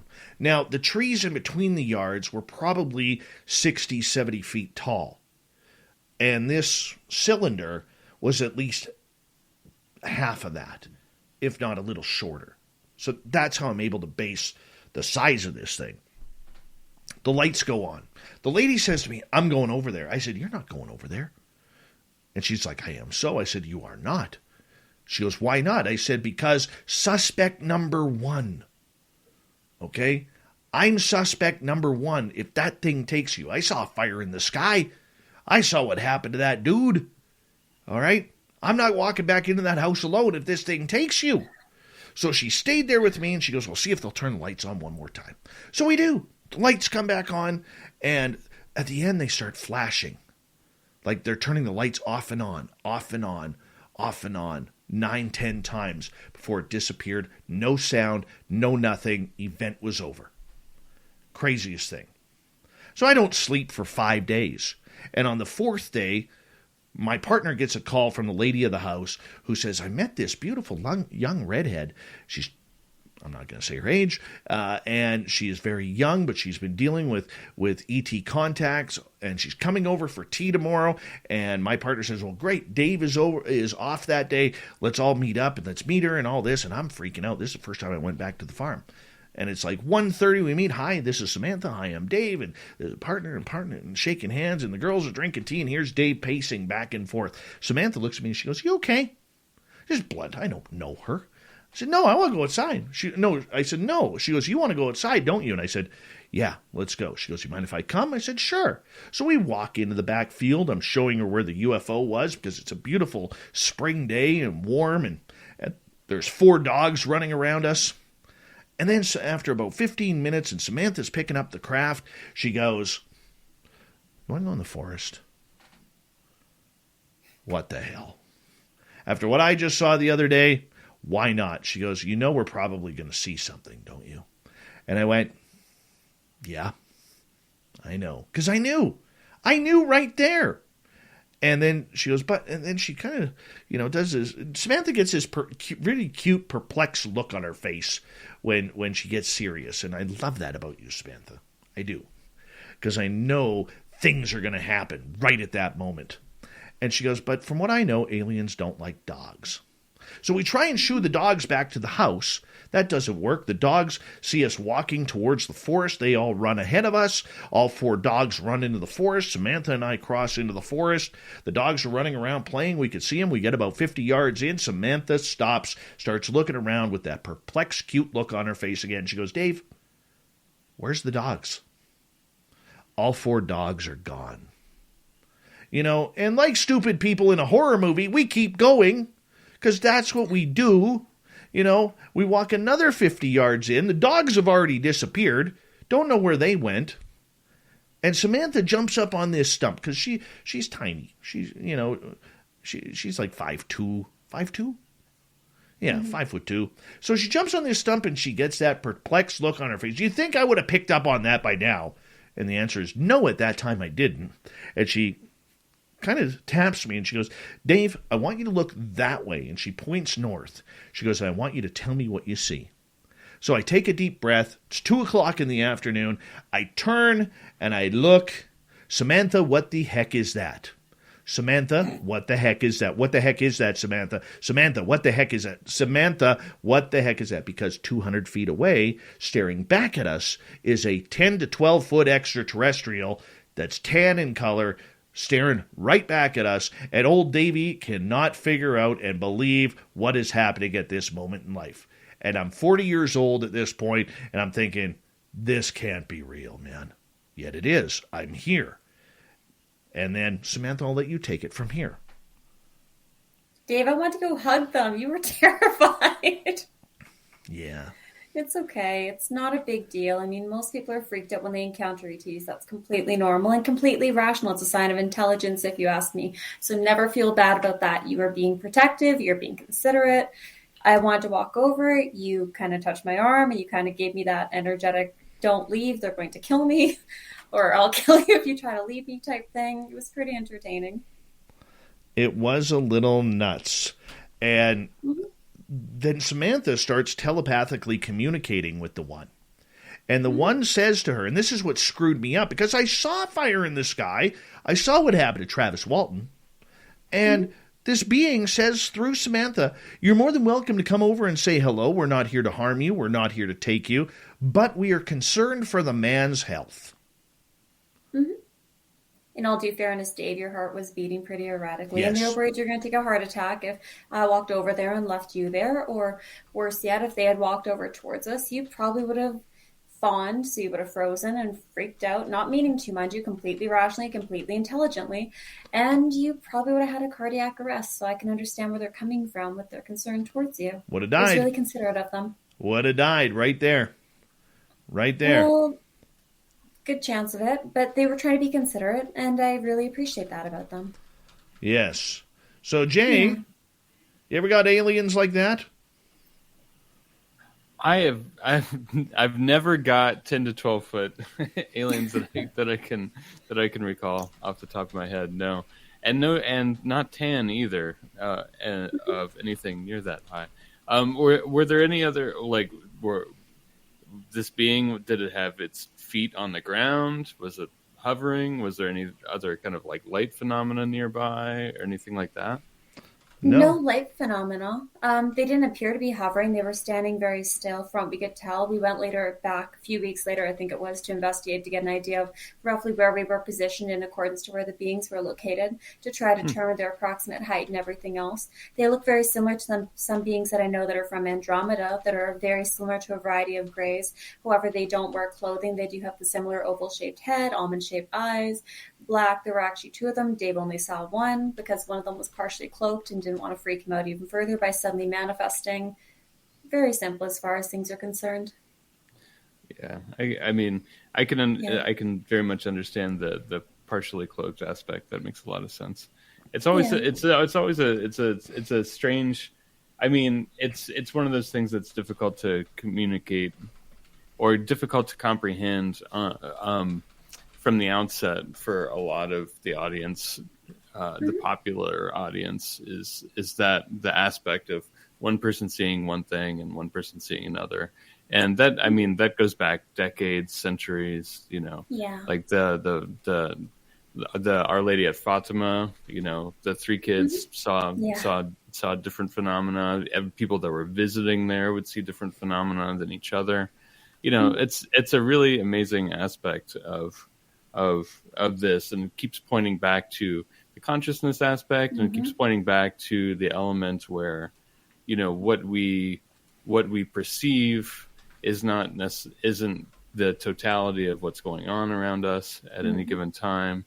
And so it's things like that kind of it's hard to kind of sit and, even within our field, kind of try to drag some of the nuts and bolts people, you know, along for the ride sometimes, when you're like, you know, there are things that you're not going to see if you're just looking through a telescope or if you're just looking through like an infrared camera or something like that, right? Because, you know, some cockpit video or whatever, like I've never seen a kitchen table conversation happen because I looked through a cockpit video. There's all types of life and interaction that happens outside of the frame of reference of a telescope or a cockpit video, right? So it's interesting that I think that it's important to keep kind of pushing that side of the conversation as well, the aspect of who sees what and that kind of difference, because normalizing that, I think, can do a lot for future conversations.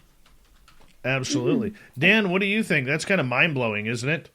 It is, but the thing that kind of jumped out to me is I've never heard of anybody hugging an alien, and I never would have associated like that. That's what I would consider an emotional action. Like, can you kind of elaborate on that? Like, or are you being literal when you're saying that? Yeah. Like, you would like, do they hug each other? I'm blown away by the hug thing. And I also, after you respond, I do want to tell you that I have a connection with you, Samantha, Nice. that you do not know that I have with you. So, but please elaborate on the hug thing if you can. Samantha, I'm going to get a hold on to that answer because we do got to go to break here at the bottom of the hour, and it's a good segue into our next section. And tonight, we got a bunch of people running through. We got Jay King, we got Lynn Wallington, Samantha Mowat, Merle, and Big Bad Dan Warren from TikTok as the SOR 7th anniversary show continues. Having a lot of fun tonight. I'm feeling the love from absolutely everyone who is out here tonight. Thank you for making Spaced Out Radio such a special place to be each and every night. There's no place I would rather be, well, maybe at a Bumblefoot concert, but that's a different story for a different night. We continue with SOR right after this.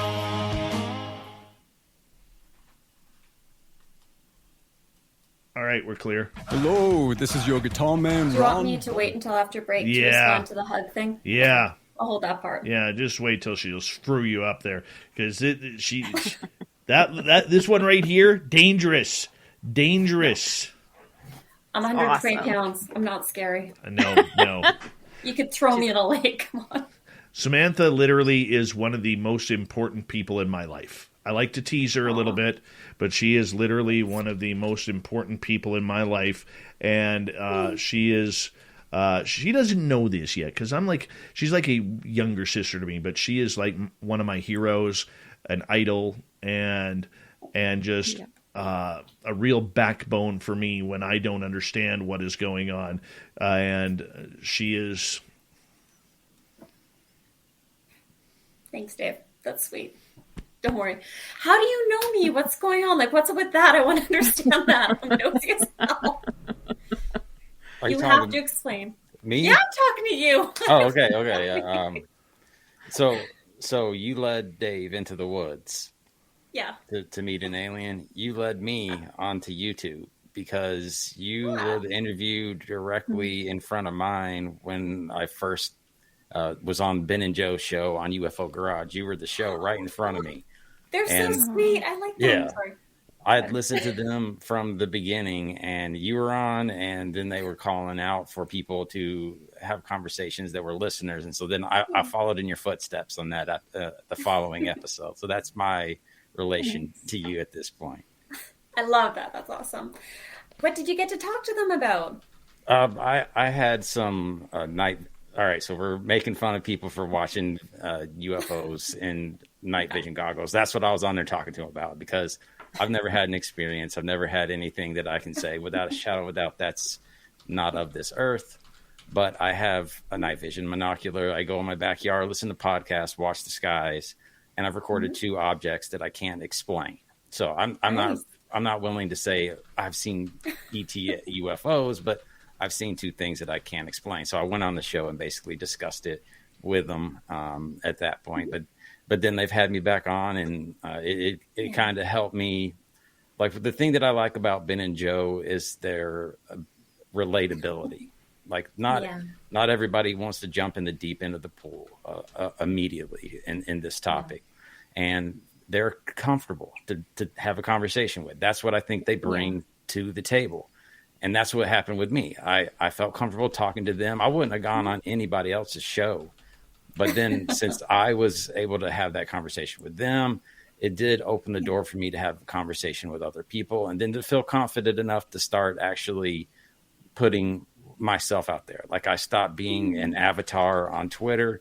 I put my actual face, I put my actual name on Twitter so that people, because I started feeling like a phony. Like, why am I hiding behind this Simpsons character Kodos instead of being who I am? I want to have this conversation. I don't want someone to be having it for me. So that all being said, that's what helped me to get to being a content creator. And once again, I always tell people, reading stuff about UFOs and this topic is one thing, but you get a different level of understanding of it because you want to when you have to turn around and try to explain it to someone else. And you try to do it in a manner that is easy to consume. And you have to understand the topic better and more deeply when you do that. So it's a reward all to itself just to be a content creator in this topic. I agree. If you want to meet these beings and stuff like that, you can always come camping with us. I want to see him from a distance. Okay, so no camping. We'll start a little bit further away than arm's reach. So no opening up the tent in the middle of the night and coming in to see you type thing? No, not unless they're bringing s'mores with them. They haven't brought s'mores yet, but I'll ask. So who are you two? Like, I now know you, but I don't know you and you. Let me get rid of them. There you go. There's all the names. Okay. Thank you. How do we know Merle? How do we know Jamie? Merle, Like, I've got, yeah. Merle is Mike Morin. His middle name's Merle. And he's the guy who we had the Sasquatch encounter at Flight 21 with. And he's a paranormal investigator out of Vancouver, one of the best. Nice. And then, Lynn. And then Jay King runs an experiencers group. We just had him on the air a little while ago, and just a fantastic dude. Fantastic dude. Nice beard, nice tight beard. And it's like Insta friends with him. Insta friends. I'm like, I'm 80% beard, 20% guy. I think that's it works for me, though, bud. We got like 5 seconds. We're going to come back here right now, so stay tuned, guys.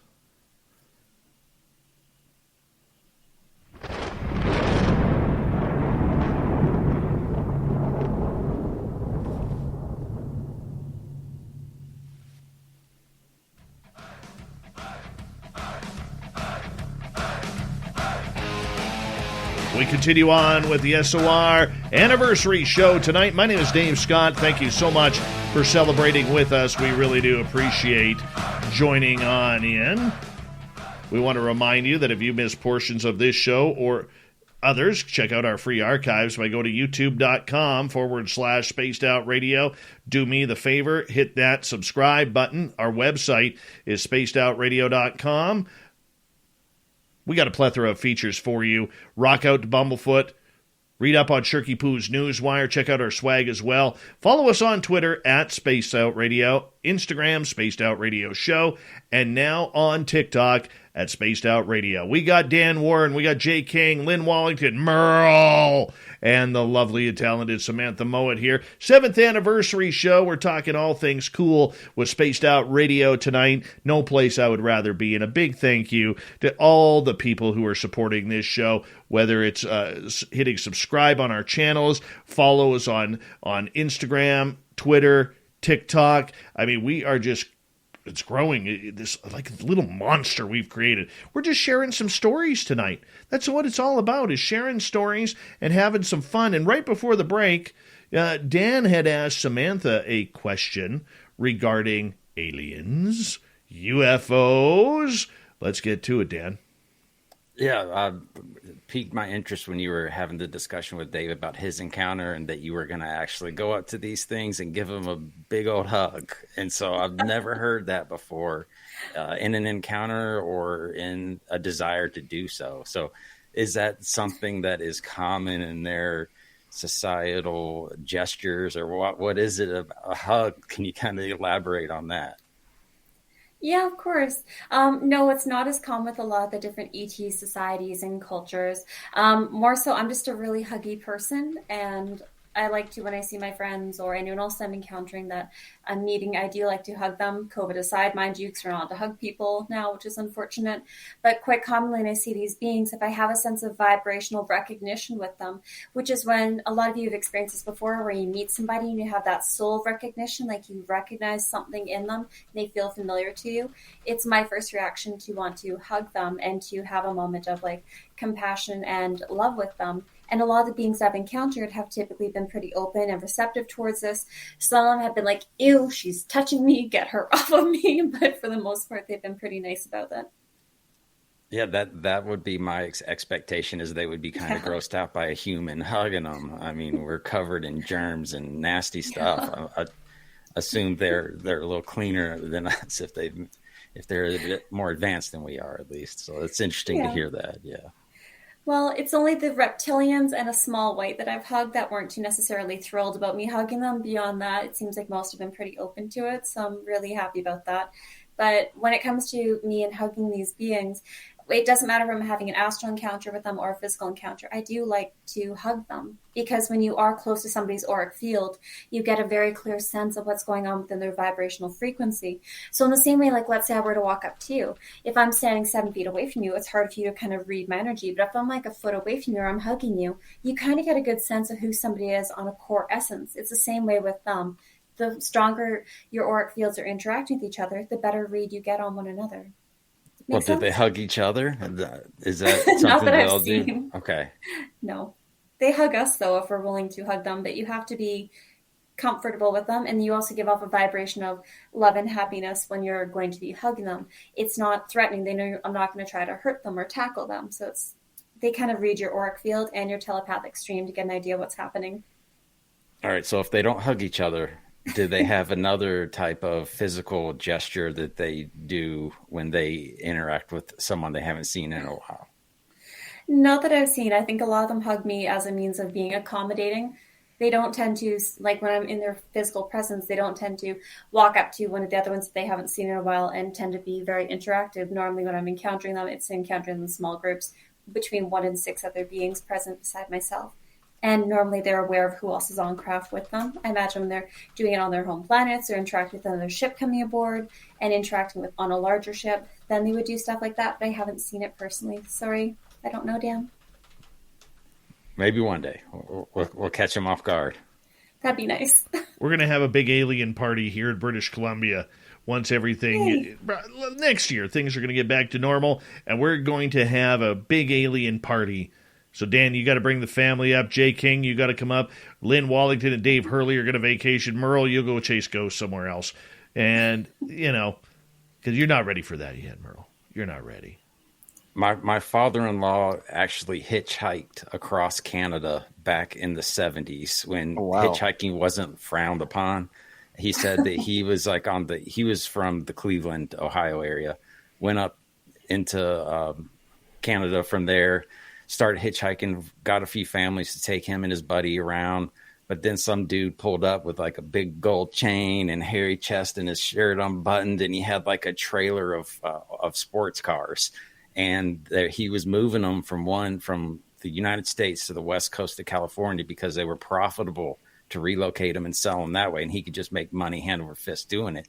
So he got to drive like a Corvette across Canada in the 70s. And he was an absolute hippie. Like he had long flowing hair, great mustache, and the time of his life in Canada, and talked so fondly about it ever since then. So I've always wanted to go up there. So if you're willing to have me and my hooligans, I'm happy to take them up there. Oh, yeah. Doors open, man. Doors open. We love to share our aliens around here. You know what? I actually have a little bit of really cool news that I've been sitting on this, stewing for this show. So the other night when my board blew up in the studio, I literally had to bring things together. And young man who works up at the gas station, he's a little bit of a tech nerd. His words, not mine. He comes over to my house, and a good friend, Corey is his name, and we're working on my motherboard, and he goes, yep, you got a $2,500 paperweight here now. I'm like, gee, thanks. That's exactly what I wanted to hear. So anyways, literally 5 minutes after he leaves my house, I get a text message. Rolled my vehicle into a ditch, black ice. Can you come help me get out of my vehicle? So I literally get in my vehicle, I go 2 seconds, and here's his vehicle on the side, and he's got the door propped open. He's like, I can't hold the door open and get out at the same time. He wasn't injured. He literally went into the ditch at like 5 miles an hour kind of thing, right? And so, long story short, the police come, and I start talking to this RCMP officer. And he's like, oh, so what was going on tonight? I explained to him I have a radio studio in my house. He was trying to fix my board, and now I have a $2,500 paperweight. Not very happy. And he goes, well, what's your radio show called, right? So I told him, and he's like, oh, you and I need to talk. He goes, the stories I could share with you over the years. And then he proceeds to tell me that there is, and this is what I'm trying to get my hands on. There is a book that is about 2 inches thick that when a UFO report comes in to the Royal Canadian Mounted Police, that the attending senior officer has to fill out this entire report on UFOs. That report then gets sent to head office, which then gets sent to NORAD, which then makes the phone calls come in from every alphabet agency in Canada and the United States regarding the reports. I said, can I get a copy of this? Or where could someone get a copy of this? And he started opening his mouth, and then he's like, zip. And then we started talking more UFOs. So I am literally going to, I called him today, left a voicemail at the RCMP depot today saying, I'd like to go for coffee with you. We need to talk, and we need to share some stories. So I'm going to be working on this major story here because this is big, and it ties in both countries. How's that for some good woo right there? Quality woo. Mm-hmm. It's amazing. Lynn, how you doing up there? I'm great. How are you? Good. I'm awake. I'm surprised. Me too. Oh my gosh. Yeah, I don't know how much longer I'll make it, but That's okay. You are doing wonderful. Absolutely wonderful. Nicole Sackage's Wi-Fi is still down. Oh, where did Dan go? Did Dan leave? He left a message saying he was going to bed and thank you for having him. Stuff like that. That's Dan Warren. Yeah, you definitely want to follow him on TikTok. Biggest UFO channel out there. He's got almost 70,000 followers like that. So, yeah, we're having a good time here on the SOR anniversary show here, and thank you so much for joining. If anybody has any questions, please feel free to ask. And we're joined by Paranormal Chop Shops, Sonny. Yeah, Sonny Conway. We're just waiting for his camera here. There it is. Sonny, good to have you on the anniversary show, buddy. How's it going, guys? Good. At least you're not dressed up like me tonight. So that No, not tonight. that makes me feel good. I had to call in and give you some thanks, Dave, and tell you happy anniversary. The show's going so good. It's being so entertained, man. Great panel. And Chad also wanted me to tell you he's at work tonight and to tell everybody and you that he's busy and he wishes he could be here. And he's been listening. He's getting all choked up, all love and support for SOR from the fans and the chat. And you guys are awesome, man. All of us, Dave, we owe you a lot, buddy. We really appreciate that, man. And, you know, I mean, the fact that our listeners are here and hanging out and having a great time with us, and then we got people like Merle and Jay and Lynn and Samantha, Nicole came in, Science Bob, Ben and Joe, and Dan Warren, and the love, man. The love. That's what it's all about, man. And I'm having a good time tonight. This is pretty chill for me. I usually feel a little pumped during the show, and I gotta, you gotta perform, and it's very rare that I get to relax on the air. Use my hands, even though the radio side can't see it, but I am using them. It feels good. It feels real good, man. It's great, man. We love it, dude. Yes. We're glad you're here, and like Chad said in chat, I think here's to another 7 years. Mm-hmm. Well, we appreciate that, man. Appreciate that. Jay? I've got a question for you. You said you wanted to have a few questions thrown at you. I was wondering, it's usually when you start a big new project, it's not usually like the first day or even the first week that you really know that it's going to work or not. Like, what was the moment in this 7 years what was the moment where you were like, yeah, this is it. This is like I got to keep doing this, or that you realized that the kind of train tracks were opening up right in front of you, and you were going to be going down that fate train. Does that make sense? Yeah, man. Great question. I've never been asked that. I know Samantha played a large role in that, because at the beginning I was very much, I don't know whether I should do this or not. And she was like, look, dude, you need to keep doing, you need to keep pressing. It was probably when we made the change over from Spreaker from Blog Talk Radio to Spreaker, and using that as a broadcast format, that all of a sudden Spreaker, there wasn't a lot of paranormal shows on there at that point, and we just kind of went boom on there, and it took right off, and it was kind of cool, and I started learning about a lot more people. I was still fighting YouTube, whether or not to go on YouTube, and I wanted to be a radio show. And then we picked up our first radio station, WQEE 99 Rock the Key in Newton, Georgia, and then that was followed up by UPRN in New Orleans from Joe Montaldo.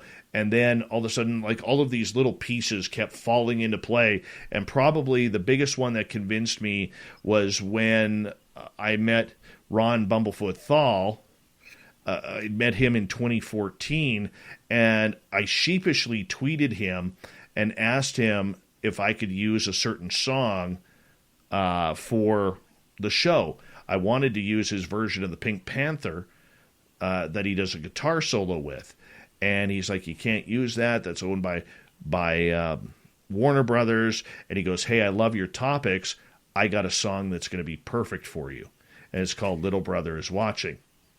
And Women Will Rule the World. He actually wanted Women Rule the World at the beginning because it's got the real Star Trek-y type of theme. So I used that for about a year, and then I switched over to Little Brother is Watching, and it just kind of stuck. It was the song I needed to get kind of pumped up. So we came to an agreement, and Mr. Thal has absolutely loved our show. He loves it when our audience members go on Twitter or TikTok or Instagram to say, hey man, I heard your music on Spaced Out Radio. I absolutely love it. And he is a huge fan of what we're doing. He's only been on a couple of times. I try not to bug him because of his busy schedule. But that was probably the moment when I figured, you know what, I got something here. And then, I brought in my investor, Ashy from Vancouver, who's a longtime friend of mine, and he helped me build this professional studio that we have here. And then we just started pushing, and we pushed and pushed. We've made a lot of mistakes along the way, a lot of financial mistakes along the way, but we're seeing the light at the end of the day. And, to this day, to be honest with you, Jay, it's still frustrating at times. It's frustrating, when you have people in the UFO community who are not very nice, or the cryptid community who don't play a fair game, or when, you think you got this bigger show, and then you hear Luis Elizondo go on some 30-person podcast and drop a major UFO bomb, and you're like, dude, why didn't you just tell me that the night before or a week ago? You had the information there. The audience was bigger, no offense to the other show, and it's a little frustrating at times. I've been frustrated in this community. I've wanted to leave this community a number of times, but I look at the audience, man. Probably the biggest turning point was there's a listener out there, and I'm not going to mention his name, okay, but this hit me a number of years ago. And he was a very religious fellow. And out of the blue, he started getting really bad alien encounters, to the point where it was happening 4 or 5 times a week. He was being abducted. He was being, he had the needles in the eyes. He had the anal probes. He had everything horrific that you could think of in nightmare type of abduction. And he was a big, burly corrections officer who worked in a maximum security or supermax prison in Missouri. And after about 3 months of this, where he barely had a night off of encounters, he was ready to shoot himself. And he found our show. He literally said a prayer, very religious man, like I said, but he couldn't take it anymore. and he asked God for a sign. He went on Google, and our show was the first one that popped up. He listened. We happened to be just coincidentally talking about ET contactees that night and encounters. And every night he was depressed, he tuned into our show. He didn't talk to us for months. He sat there in the chat room silent. And then finally he messaged me and he said, I was about to end it all because I couldn't handle it anymore. Then I found your show. And that's when I realized that we're actually making a difference to our audience. And the audience, we got to pay attention to them. They're important. Whether they're a first-time listener or whether they're a long-time listener, like Joe or like Shar or other people who've been with us since we had 20 listeners a night. That's kind of what did it. There's a responsibility, and I don't think a lot of podcasters fully understand this. They want to do a show. They want to interview all the big names. They want to make sure that they get the Dolans, the Linda Moulton Howes, the Lou Elizondos, the Chris Mellons, but they forget about their audience and the reason why they're doing it.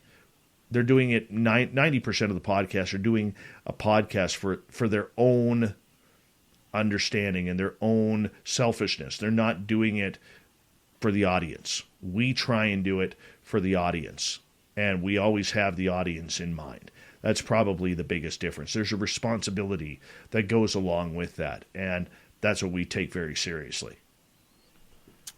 Oh, that's beautiful. I love that. Mm-hmm. And I imagine that there's a lot of other people that you'll never even hear from that were helped by just having something to listen to in the middle of the night. And I think that's really awesome that people depend on you and come to you for that. I think that's beautiful. Yeah, and they're growing. Like they're hitting, they're going to Lynn's show. They're going to the other shows that we support. And it's a growing phenomena. It really is. It's fun. It's very fun. I've got one more question before we get to the top of the hour, if you want. Sure. Fire away. All right. For your audience, because it's about your audience, but, all right, who would be the great white whale of a guest, living or dead? It doesn't matter. Could be, could be Jesus Christ, could be Jimi Hendrix, could be John Keel. I got one. I want to interview Sammy Hagar. Who's that? Sammy Hagar's. I love you, Sam. Yes. Sammy Hagar is one of the legendary rock musicians who is an alien abductee. He's been an abductee since he was 5 years old. And if you listen to the song Love Walks In by Van Halen, that tells the story of the silver. There she is in a silken gown, silver light shining down, and then you sense a change. Nothing feels the same. All your dreams are strange. Love comes walking in. Some kind of alien waits for the opening and simply pulls a string. Love comes walking in. It's all about the lady from, I believe, the 7th or 9th dimension that has visited him over the years. And I would love to sit down and have a 30-minute conversation with him strictly about the ET contact. I know a lot of people would want, Elizondo or Chris Mellon or Harry Reid or somebody political like that. Not me, man. I love hearing people's encounters and their stories. It doesn't matter whether it's ghosts, aliens, Bigfoot, or whatever. When you get to the heart of a person and they are genuine with you, that's where the beauty of the story comes out. And that's something that I've tried to teach Lynn and every host that has helped out with Spaced Out Radio over the years is try and get to the heart of that interview. How do you feel? What did it feel like when you were going through this? What was your emotions like? How did you handle it? Because we're so chop about evidence and skepticism and photos and videos and everything, we forget about the person. And in the end, we're all people. And that's what it's all about. So Sammy Hagar would be my number one. And Yeah, that would be cool. Oh, that sounds great. That'd be beautiful. I'd love to see the hair side by side comparisons between you guys that night. There'd be such style synergy. I could imagine, Plus, there's so much wisdom that he could bestow, in the ways of opening tequila bars in Mexico and stuff like that. That would be, truth. There's probably a lot going on there as well. You know what we should do? Once we hit 30,000 subscribers on YouTube, what we should do is we should have a Cabo Wabo party in Vegas. Spaced Out Radio party. Force Sammy Hagar to come down and talk aliens with us. How would that be? That would be amazing. Ask your guides. Yeah, ask your guides to help arrange that, Dave. Come on. Yeah, you and I will talk about them damn guides there. I love the idea of it being a bum rush scenario that you'd be just kind of flash mobbing Cabo up. Don't even tell them about it beforehand. Just bring 1,000 ufology fans and spaced out fans to the Sammy Hagar's bar. Absolutely. Panel, hold on. We got you for another 30 minutes here on Spaced Out Radio. We got Merle, Samantha Mowat, Sonny Conway from Paranormal Chop Shop, Jay King, Lynn Wallington, and myself. We're celebrating tonight. 7th anniversary of Spaced Out Radio continues right after this. 1 second here, guys. I gotta get rid of these. Hey, space travelers. This is John Resnick, founder of the Chive and Chive Charities. All right, if you know anything... There we go. So, Christian Blackburn, thank you so much for that lovable super chat and $5 hug for your space brother, Jay King there. Love Kristen Blackburn. She's awesome. Awesome. Who else has joined us here? The one person who hasn't joined us tonight that we were hoping for is Mr. Cowley. How the hell can we sing if Mr. Cowley's not here?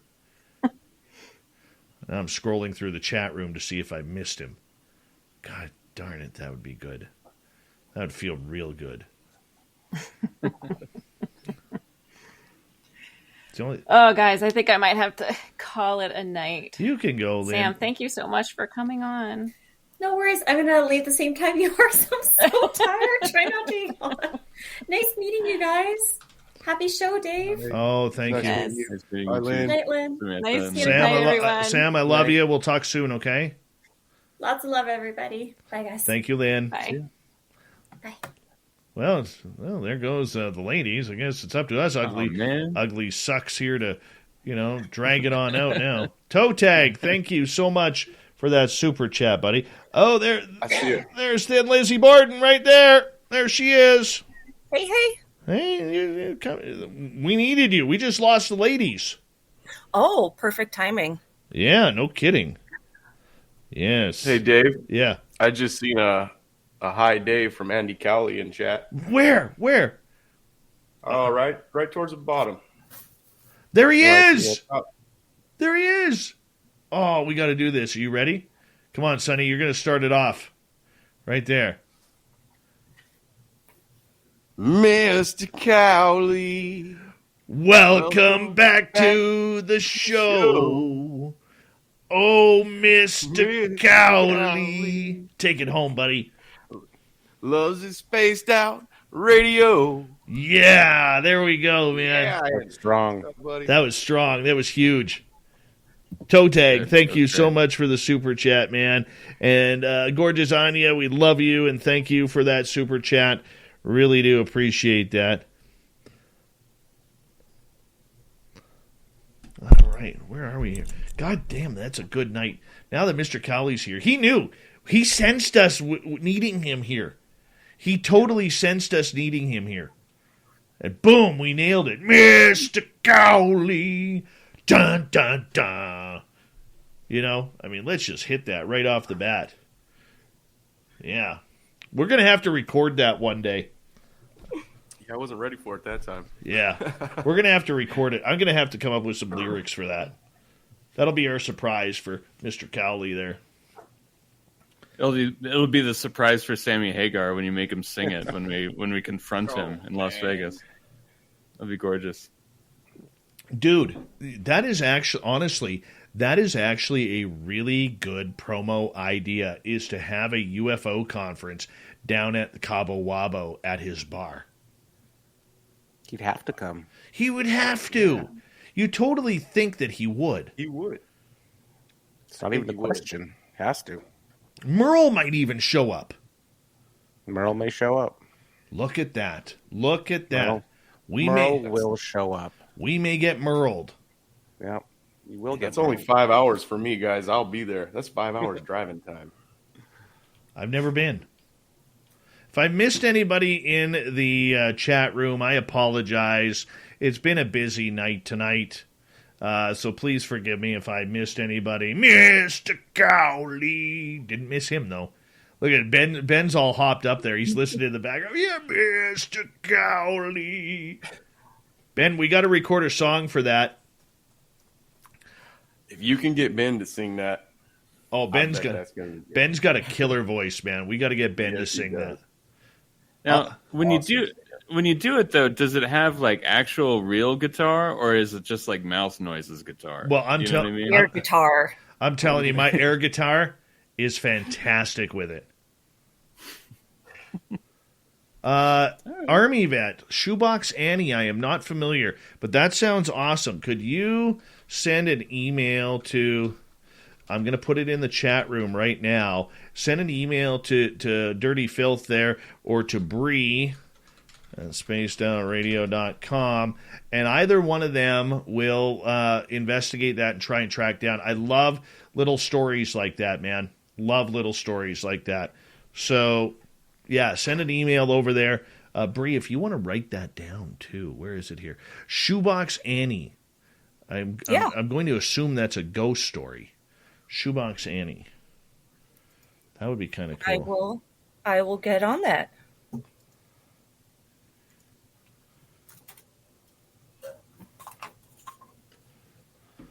That would be cool.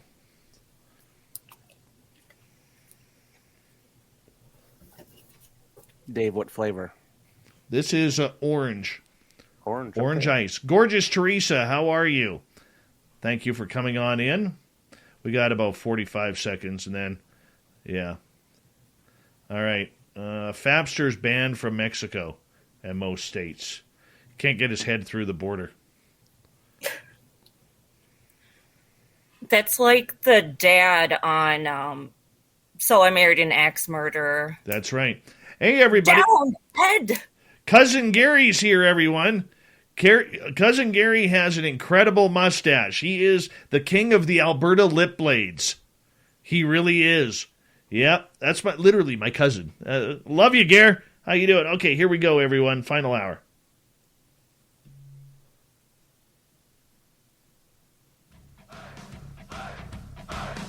Would you like to connect with us? Head to spacedoutradio.com for all your latest show info. Now, back to Dave Scott and SOR. Here we go with the third and final hour of Spaced Out Radio tonight. My name is Dave Scott. Thank you so much for hanging on out with us during our anniversary show. We really do appreciate it, especially those listening in on our terrestrial affiliates around North America, digitally on TalkStream Live, Revolution Radio, and KPNL. All of our archives are free. Go to youtube.com/Spaced Out Radio. Do me the favor, hit that subscribe button.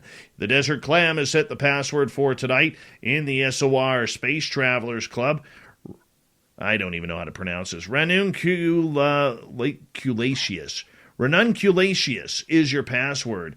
Use it wisely, space travelers, as the Clam sets the password each and every night right here on Spaced Out Radio. Our website is spacedoutradio.com. We have a plethora of features for you, including rocking out to Bumblefoot, reading up on Shirky Poo's Newswire, checking out our swag as well. Follow us on Twitter at Spaced Out Radio, Instagram, Spaced Out Radio Show, and now on TikTok at Spaced Out Radio. For the final time, we introduce the big panel as we have lost for the night Lynn Wallington and Samantha Mowat, along with Dan Warren and Nicole Sackage. But Merle's still here. Jay King, he's being a trooper. And we got Sonny from Paranormal Chop Shop. And from Team Spaced Out Radio, we have one of our classy booking ladies, It is Bree who is here. You may know her in the chat room as Thin Lizzie Borden. Welcome, everyone, back to the show. All right. We're going to take some questions here. Fire away questions. You know, Sonny, Merle, Jay, Bree, if you could see anybody on Spaced Out Radio, who would you like us to interview? Who do you want? Go ahead, Jay. I don't know if this is going to be too controversial or not, but I've only heard him speak about these things a few times. But in terms of fun, entertaining Canadian people that are interested in the paranormal, I would love to see Dan Aykroyd on the program. Me too. Oh, you beat me. Me too, man. Yeah. Me too. I've tried getting a hold of both him and Billy Corgan, because Billy Corgan from the Smashing Pumpkins claims to be an ET contactee as well. And with Dan being Canadian, Dan Aykroyd being Canadian, and his father actually being a former Mountie, you know, and seeing and getting into all this stuff, I would love to get both of them on the air. I would. That would be my top 3 right there, to be blunt. My top 3. You know, I mean, if you want to explode in this field, you got to, like, everybody's interviewing the same people. You got to reach out and try and interview different people and get to those stars, so to speak. You know, it doesn't matter if they were a star in the 80s or 70s. You know, I mean, hell, if they start on 8 is enough, I'm good with that. I'm good with that if we're going way back in time. You know, whatever it may be. I wish more stars would open up about their experiences. But in talking to my buddy Jamie about this, a lot of them don't want to. There's certain things that it's almost like there's these unwritten rules by stars that they don't want to be on the circuit, so to speak, because of it's a nightmare for their publicists. It's a nightmare for their agents, because the minute you get into the woo, Hollywood seems to back right off for the most part. Like, I would love to interview somebody like Jim Carrey, who is, you know, he's literally deep into consciousness now and talking heavily about consciousness. I would love to talk to him about what snapped, what made him go down this path. Let's talk about it. But a lot of them don't want to, you know, I remember, you know, we're followed by a couple of famous people who listen to the show. And one time we actually had, do you remember Brett Butler from Grace Under Fire? Well, she's very psychic. And we talked about her being psychic and in Hollywood. And there are plenty of psychic people in Hollywood. Like Drew Barrymore has her own psychic shop or was working in a psychic shop just to give readings to people. And now she's got a talk show and trying to be the next Oprah. But, you know, it is what it is. But they can't usually go out publicly with that because they don't want to ruin any future opportunities, whether it's touring, whether it's albums, whether it's movies, television shows, hell, even infomercials. They just don't want to do it. So the key is trying to open them up. That's what we're trying to do. Will we be successful? I don't know. I'm working with my buddy Jamie on things like that right now. There may be no I love future. that. I love that idea. I think that's a great 2022 goal. You know, get some more celebs to open up about their experiences. That would be a really beautiful thing. Because I mean, you know, we talk about the like what can happen on the front of the newspaper, and then you know the last time that I was on your program, Dave, we talked about Demi Lovato, you know, things like that.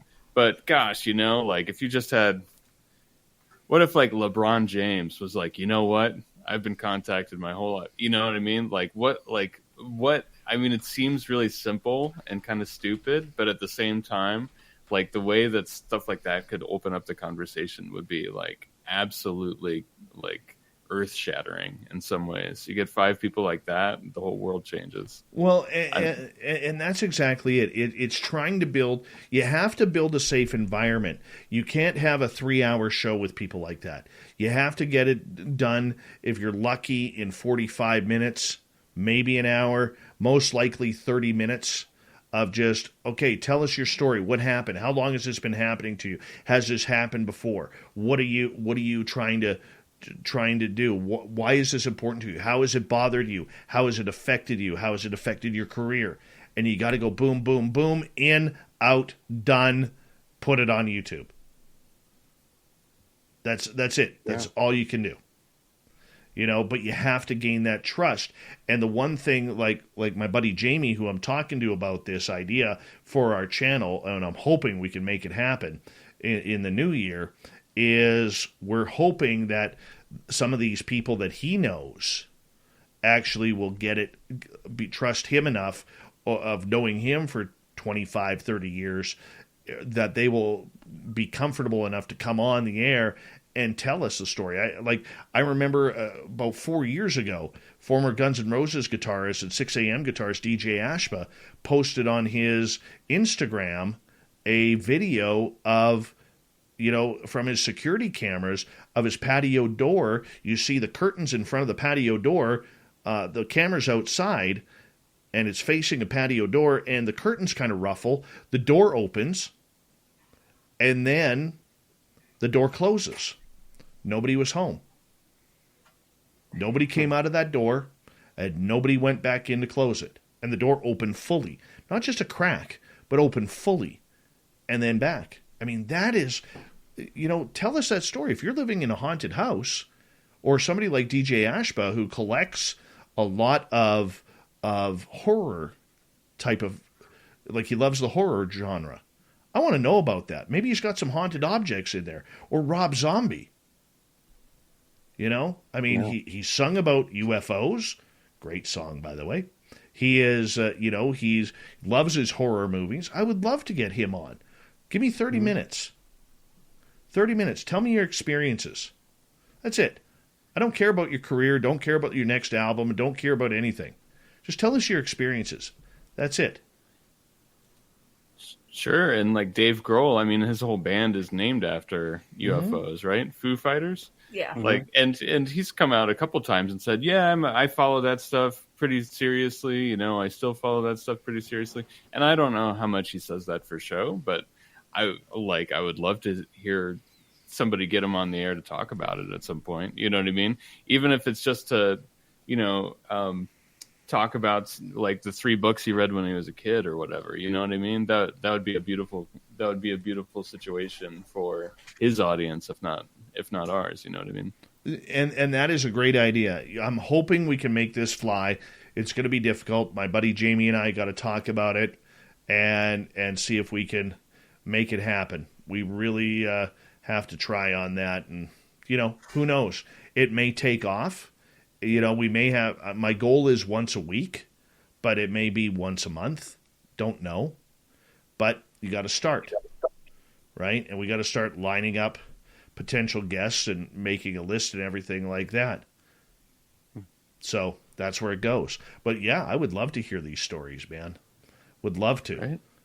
It would be interesting. Well, I kind of stole it with Dan Aykroyd. Nobody else got to say, like, who'd be, Bree or Sonny or Merle.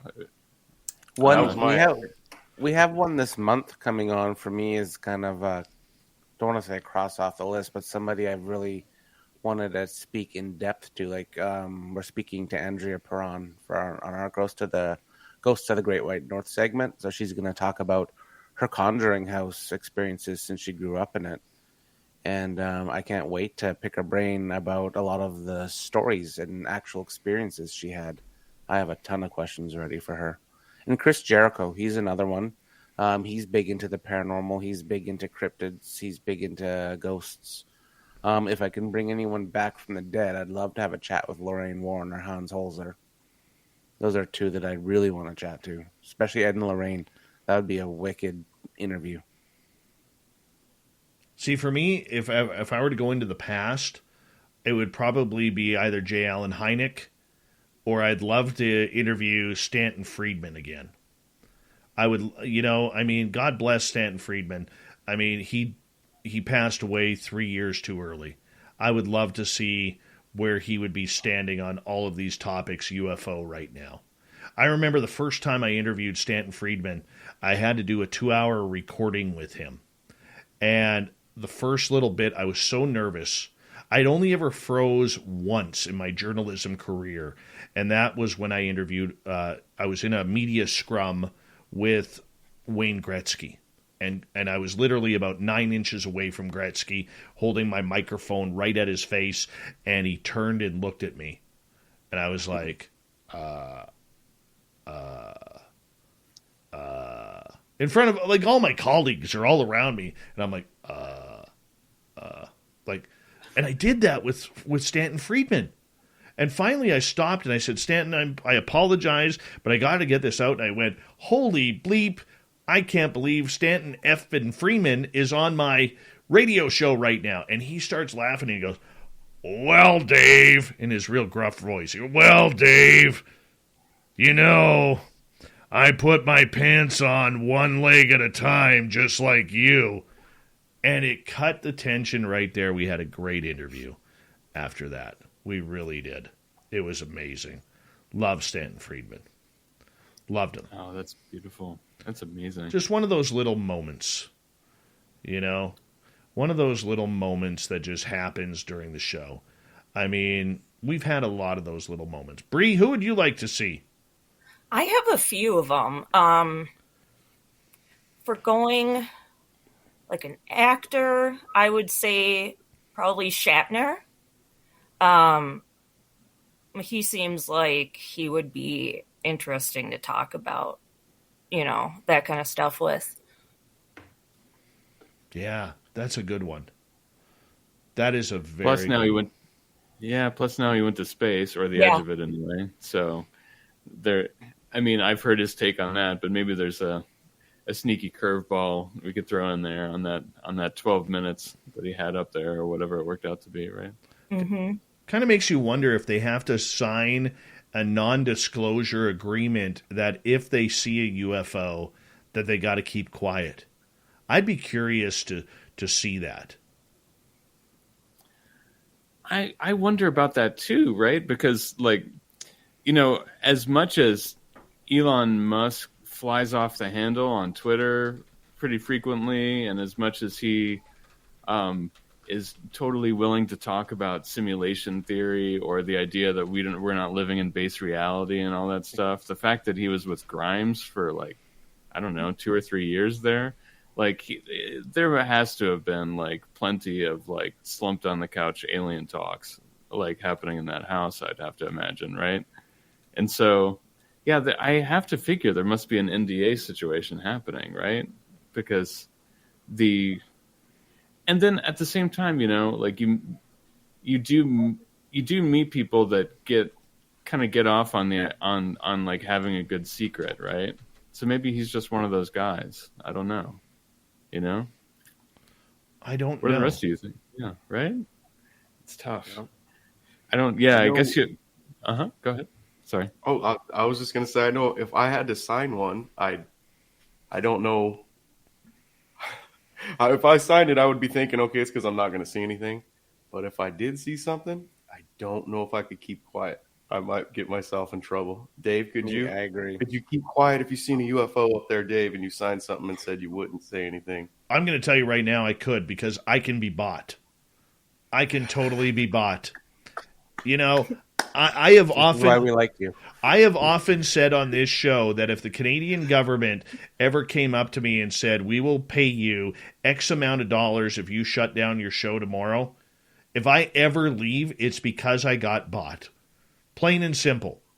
You know, if they offered me, say, $500,000 and let's say a job at their Woo office in Ottawa, I'm gone, people. I am gone. You know, if I could work like be a Canadian Elizondo or something like that, oh hell yeah, I'm in. Sign me up. You know, I'm sure if I was like 15 years younger, it might work better. But seriously, I mean, I think we would all do that.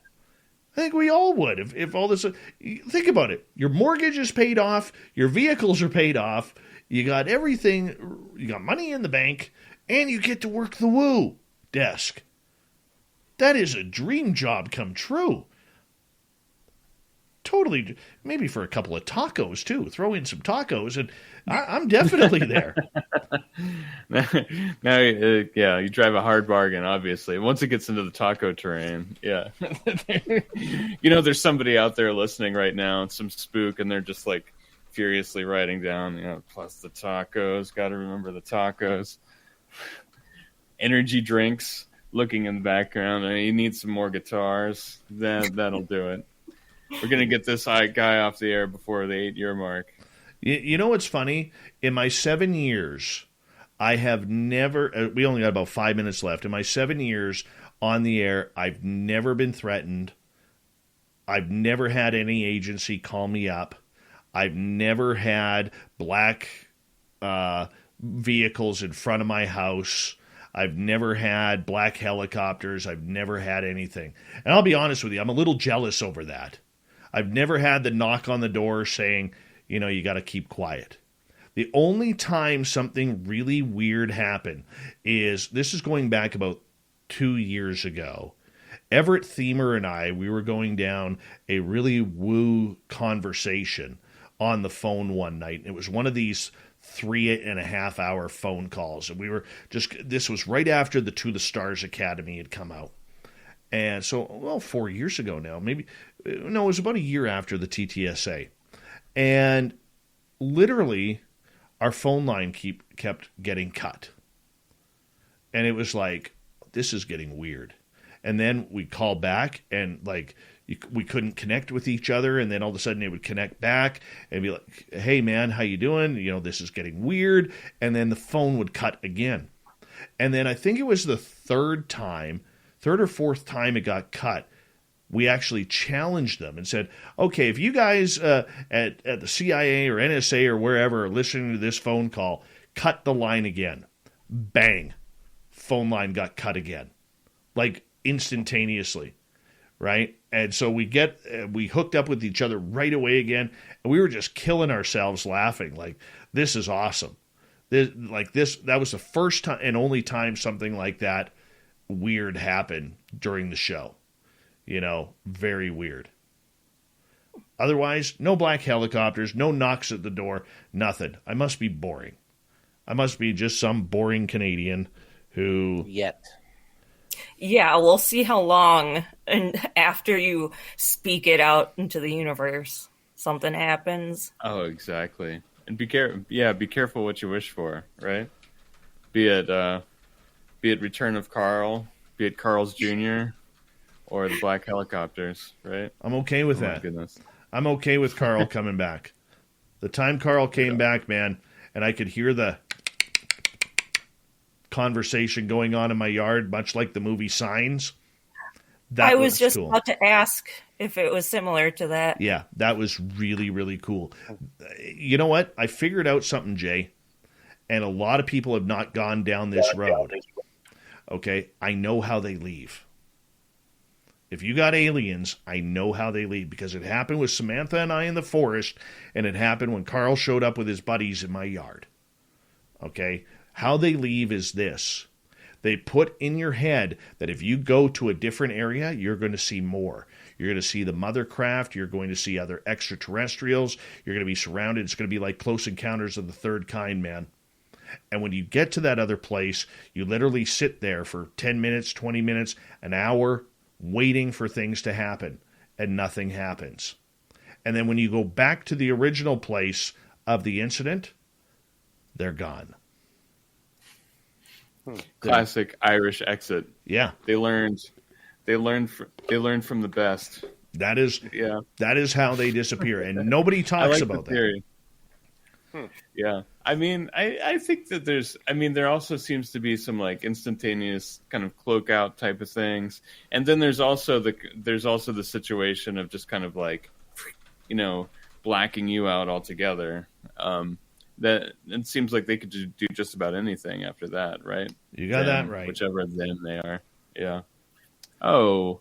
There he is, John Hudson, with the John fedora. Hudson. What's up, buddy? How you doing? Couldn't miss out on this, man. Happy birthday, Dave.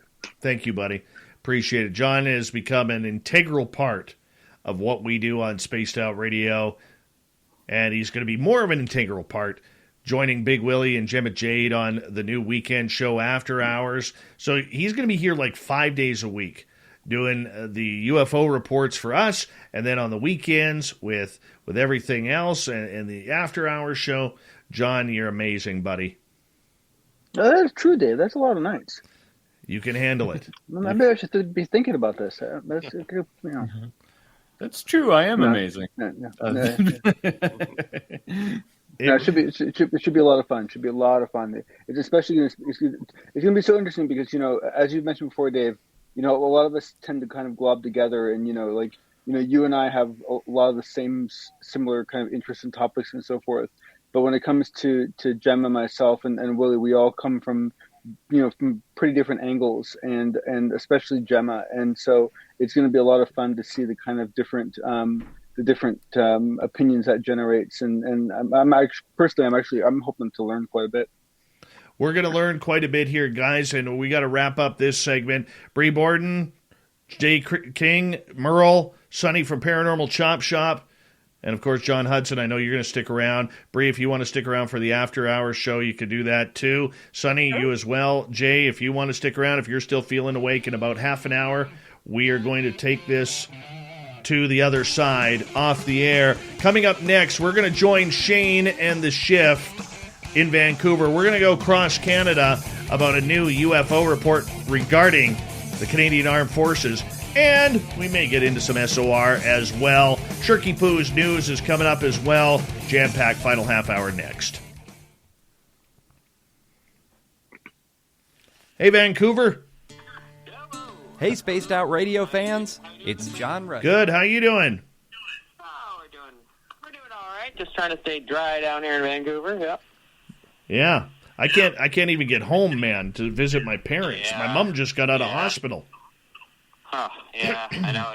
It's been something else these last few weeks. Oh yeah. So we got about what? We got about 6 minutes. 36. 36. Okay, we'll talk to you then. I'm going to put you on mute. Hey, how's Shane's beard? It's coming in. It's getting more Santa-like every week. Beautiful. Okay, talk to you in 6 minutes. All right, that's Vancouver. Yeah, guys, if you guys want to stick around, come. You can hang out in the green room, or you guys can log off and come back in. Or if you got to go for the night, that's really cool too. But we will do the After Hours show coming up here as soon as we get off the air in about 30 minutes, because I got to do the hit with Vancouver. And yeah, John, you look like you're going to fall asleep. Yeah, it's been quite a week. Yeah, it's a little hard staying awake when you're all by yourself in your house. So. Yeah, I hear you. Do you have a teddy bear you can snuggle with? Well, luckily, I got my puppy dog right here, so I'm good. Right on. So if anybody wants to join us, you guys are more than invited for the after show in about 30 minutes. That's cool. Bedtime for me. I know, Merle. I know. I appreciate you, buddy. All right, man. All right. Have a good night, Merle. Ciao. Merle. See you, Merle. Merle. Later, man. Gotta love Merle. Jay, if you want to hang out, you're more than welcome to. Or if you got to get going, that's cool too, man. Oh gosh. Let's see. You mean like kick me out for now, or come back in a half hour? Or you can hang out. I just need your mic on mute. Okay. Yeah. I'll mute. Cool. Sure. Sonny, same with you, buddy. I'm good. Yeah, I know you'll hang out. Bree's gonna hang out. I already can tell because her husband. Yeah. Her husband's like, yeah, you're gonna be on that damn show, lady. You're gonna be on that damn show because that's my favorite show. Oh, he's sleeping, but he'll listen to it tomorrow on Spotify. Oh yeah, good point. He'll be driving around and be like, yeah, you can hang out. I'll be right back. Yep. Yeah, this is kind of cool. I do a once a month hit, and literally this goes right across Canada, so it's kind of cool. Very cool. All right. Everett Themer, how you doing over at the other room with Kit Kat? That's old school over there. Hi, Sandra. Hi, Sandra. Hi, Sandra. All right.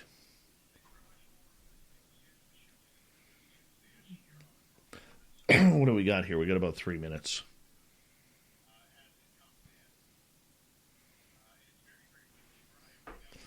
All right. Johnny, seriously, buddy, you look tired, man. Yeah, well, it certainly could be sleeping better. Yeah. So, Yeah. Hey, John Davies, I got to get you to mute. I got to do a hit with Vancouver here. Could be sleeping better. So, Yeah. And you got your YouTube channel up. John Davies, I got to get you to mute. I got to do a hit with Vancouver here. And your speakers are on. Look at that shirt. That is a nice shirt. John Davies, everyone. He is one of this man's if there is ever a guru in the UFO community, it is John Davies. I don't know how he does it, but he is a guru. The hit's going to be from a 36 to 52 on the clock here. Everett and Kat, they're in the Spreaker chat room right now. Also, Sparkles on Facebook, along with Penman Mike Mediel and Little Ronnie Moniak on Facebook. We appreciate you guys. Much love to all of you guys. And we're going to get going here in about 30 seconds. I'm going to mute you guys. John, I'm going to mute you. And then you guys could just tune on into Vancouver here momentarily. And I better get my information going here. This one right here. That's the one I need. All right there. So this is cool. All right, guys. Thank you to all the super chatters. Thank you to all the veterans who are tuning in. We always love you, and we always got a warm place in our hearts for veterans in our chat room. We always got a safe home here. We're going to get going here with Vancouver here momentarily. Hold on, guys.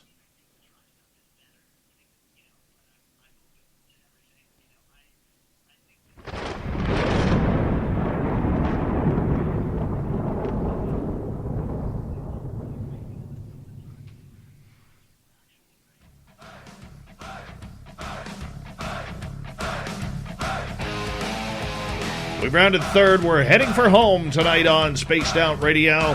My name is Dave Scott. Thank you for attending our 7th anniversary show. We really do appreciate it. Want to remind you that if you've missed most of this show or others, check out our free archives by going to youtube.com/Spaced Out Radio. Do me the favor, hit that subscribe button. Our website, spacedoutradio.com. We have a plethora of features for you. Rock out to Bumblefoot, read Shirky Poo's Newswire, and so much more. All right, at this time of the night, we're going to join Shane and The Shift as we go right across Canada, talking all the weird stuff here. The world of the woo. It's Yes. been a couple of weeks since we've had young David on. Are we there? Are we connected to the aliens? I'm hearing you, man. The aliens are loud and clear, my friend. The space and the connections and all the things. Oh, guess what? I heard a little birdie told me that it was the 7th anniversary of Spaced Out Radio, and I'm assuming because it's Spaced Out Radio, it is 7 Earth year anniversaries. You never really know with Spaced Out Radio. Congratulations, David, on your milestone. Thank you so much. You know, in radio, if you can last more than 3 years on anything, it's a height of success. The fact that we have been going into the weird and the woo for the last 7 years, and we have no idea what stopping is all about. So we're just going to keep on going and run the woo train to see as far down the tracks as we could go, my friend. Run the woo train. Oh, that's good. Okay, now I do want to hear some of your wildest stories, but I want to talk about something new first, and then hang on for some of the wildest over the last 7 years Spaced Out Radio things that even you, Dave Scott, are still surprised with today. Let's get into this favorite topic of yours that you have this love-hate relationship with, which is the Canadian government and UFO reports. I know you hate the dance, but you kind of love the dance. Oh, yeah. There is new info. What's going on? Well, what's happening here is Daniel Otis, contributing freelance journalist to Vice magazine, who's really taken the UFO story in Canada by the tail because no other real or other experienced journalists or people from a major newspaper won't grab it, but Daniel has, and he has a brand new report that involves the Royal Canadian Air Force and a squadron out of Ontario that had some of its fighters, I believe, in the British Columbia area, probably stationed at Comox on Vancouver Island. And this report came out of September 20th, 2016, where an Air Canada Express pilot flying to Vancouver reported 3 red lights 3,000 feet above him, while 25,000 feet over an uninhabited stretch of the north coast. Now, this has been declassified by the RCAF after they reviewed their radar data, but they found nothing near the plane. And now they're trying to figure out what was happening. But this is really one of the first reports where we are actually hearing that CF-18 Hornets have been scrambled by NORAD to try and intercept UFOs. Wow. It's amazing when it gets real like that, right? I mean, you and I can talk about this all day about, well, maybe, guess what I heard? But when it gets, like, by the way, they're sending jets, that gets real quick, doesn't it? It really does. And this is what we need more of. We just don't need these reports. We need the former and current CF-18 fighter pilots coming forward and saying, I went through this. I was called on one of these scrambles by the Canadian Armed Forces trying to intercept these craft. We don't know what we were. I want our own tic-tac, man. I want our own tic-tac information. There are governments and military all over the world who are opening up about their encounters with strange craft in the sky. Why hasn't the Canadian military done so as well? And once again, I will preface, I'm sure you're sick of me saying this on your program, but once again, we have the Canadian media covering this story from an American standpoint, and not a single member of the mainstream media is asking Canadian politicians, what is Canada's role in ufology? This is becoming very, very strange that they are being so silent, and more strange that the media will cover this story from an American standpoint and an American military standpoint, but will not ask the questions that need to be asked on how this affects Canada, Canadian airspace, and what we are doing about it for our own national security. Now, looking back at some of the history of these stories and this political dance that is happening, Dave, is there any change on what you see what's happening now that it's starting to get the exposure? Have you seen any traction getting you this info? Not at all. We have NDP leader Jagmeet Singh too busy doing TikTok memes that everybody else is doing in the world. We have Justin Trudeau, who is supposed to be answering this. We know he's been read in on this subject, and he is not talking about it. Neither is the Liberal Party. As far as we know about the Conservative government, we hear that they are potentially, there's a few people interested behind the scenes, but leader Aaron O'Toole, who is a former member of the Canadian Armed Forces, has yet to want to go public about anything, which I do not know why. I mean, dude, you're a politician. You've already got your pension locked up, your military pension locked up. Tell us about them damn aliens already. I love it. It's fantastic. Dave Scott's 7th anniversary of Spaced Out Radio. Pretty exciting for you and all your hard work in putting this together. With the exception of a couple of mistakes, like, for example, I've noticed that you've taken the beard off. Yeah. I mean, you're handsome underneath that coat, but, I did like the beard. That's just my opinion. I know you did. I know. It looks really good. It's white like mine, so it makes me feel young. Now, over the 7 years, Dave, there's got to be a couple of stories that really stand out in the world of the woo that even surprised even you. And you're the kind of guy that if something's going on, I can call and say, hey, what are your thoughts on this? When Dave Scott is your friend, nothing surprises Dave Scott. Like, you have to understand the world this guy rotates in. Nothing surprises Dave Scott. So what are some of the stories that you've encountered? Maybe you can give us a couple, Dave. I can give you... Truly even surprised you. I can give you two examples that jump out of my brain right off the bat. And I mentioned this one to my audience earlier on the show. April 20th, 2015, I was interviewing a gentleman named Harvey Kraft about Buddha of all topics. And we were on Blog Talk Radio back then, real small. And I had this little studio built in a bedroom in the front of my house right by my front door. Outside, I had my night lights off, my outdoor lights off. I don't know why, because I always had them on in the evenings, but I turned them off. It was like 3 nights in a row. I didn't put them on. And while I'm interviewing him, about 17 minutes into the interview, I see something move out of my window, which I think, oh my goodness, there's somebody coming to the door, and now my dogs are going to start barking, and my dogs aren't going to shut up, and the walls are paper thin, and I'm going to, get barking in the background. This is not good radio. But my dogs never started barking. So Harvey's talking on the radio, and I turned to get up and look out the window to see who is at my front door, and that's where I noticed, like 4 feet away, right in front of me, I saw the big gray head and the giant black almond-shaped eyes that were staring back at me from the other side of the window as there was an alien gray standing there watching me. Do you think they come because it's Dave Scott and they're just checking in, like they're listening far away, and they're like, we want to check out who this hairy bugger is from northern BC? I have no idea, but I could tell you I screamed like a banshee, and it scared the daylights out of me. I jumped back up to the window because I wanted another look, and this thing was gone. Completely gone. If it disappeared anywhere, I would have been able to see it. I totally would have been able to see it. And I was not able to see where it went and how it disappeared, but it was gone. So yes, and that's how the legend of Carl came along with our show as our show mascot. Because, he needed a name.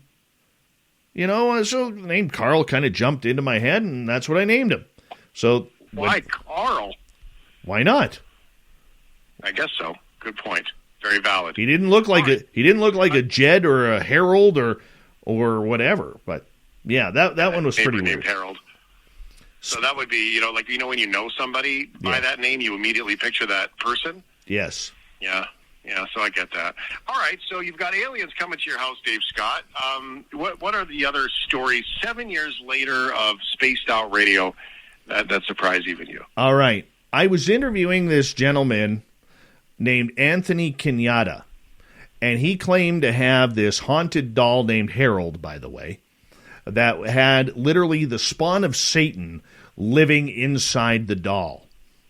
So this intrigued me, and I talked to Anthony beforehand, and, I said to him point blank, I said, Anthony, we're going to have a good interview. He's like, I'm a little nervous. I don't really talk about this stuff. I don't really know you. I don't know if you're going to make fun of me or anything like that. So no, we're going to have a good time. And he forewarns me. He says, Dave, Harold is known to do things during shows that I'm on.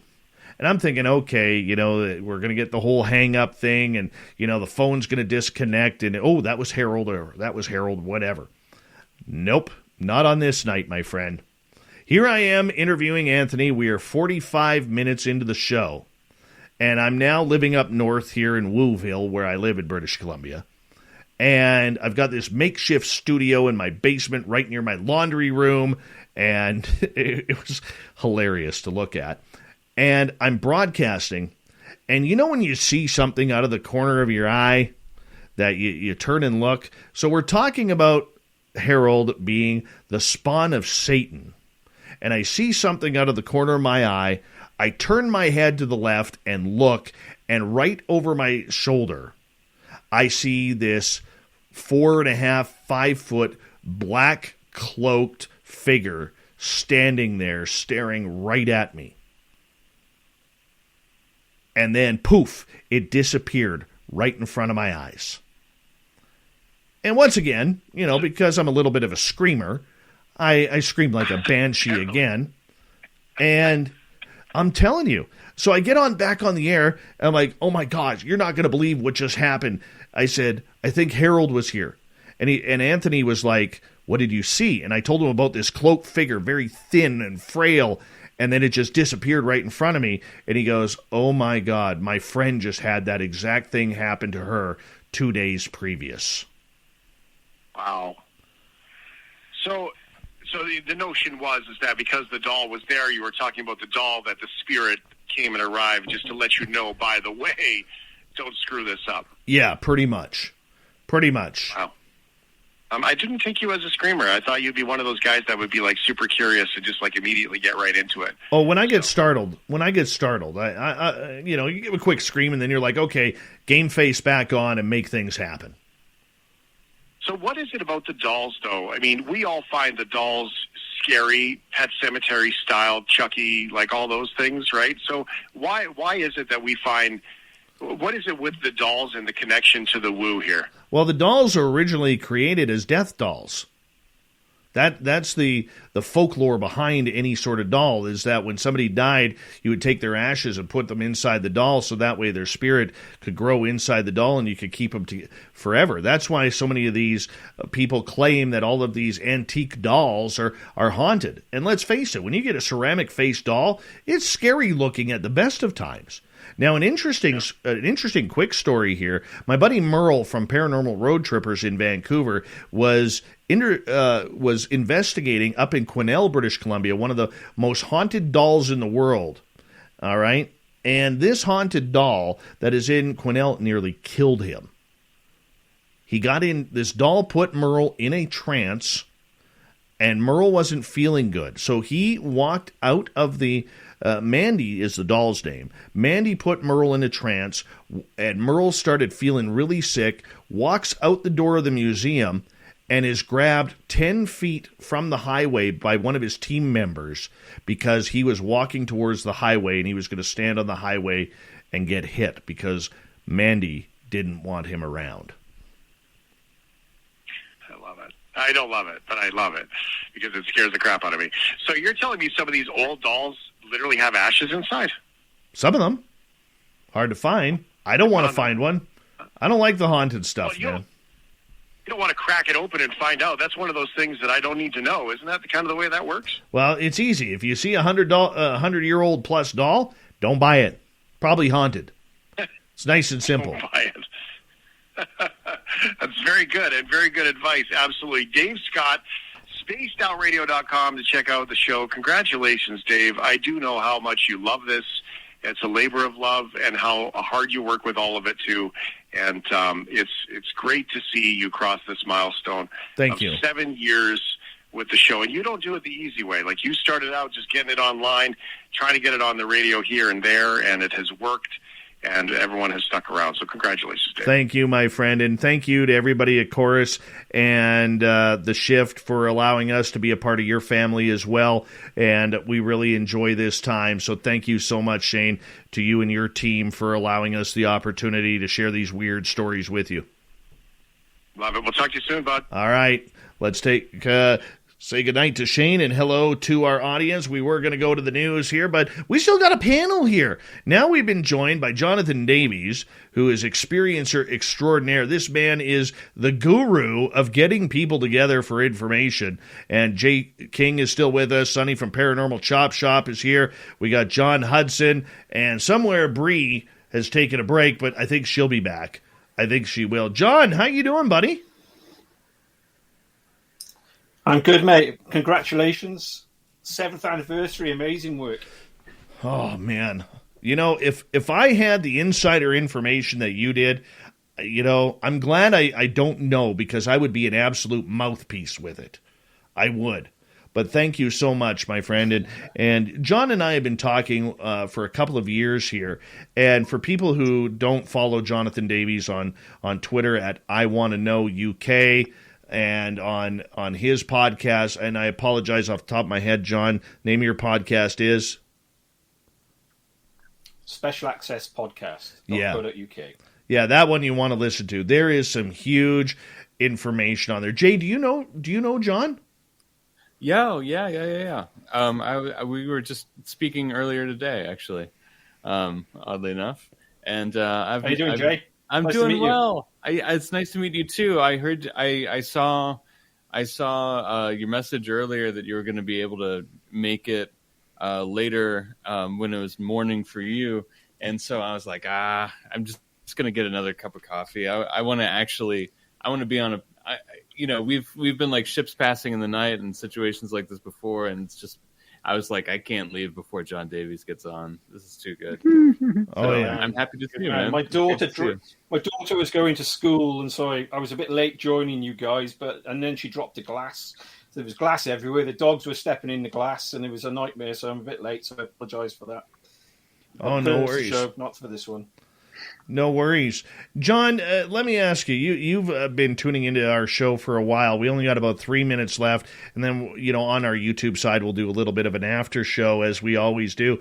But for you, you listen to a number of podcasts and everything. You've become a fan of ours. You've promoted us a little bit, and I want to say a big thank you for allowing us to gain your trust and your knowledge, and you becoming a guest on this show. That really means a lot to me, man.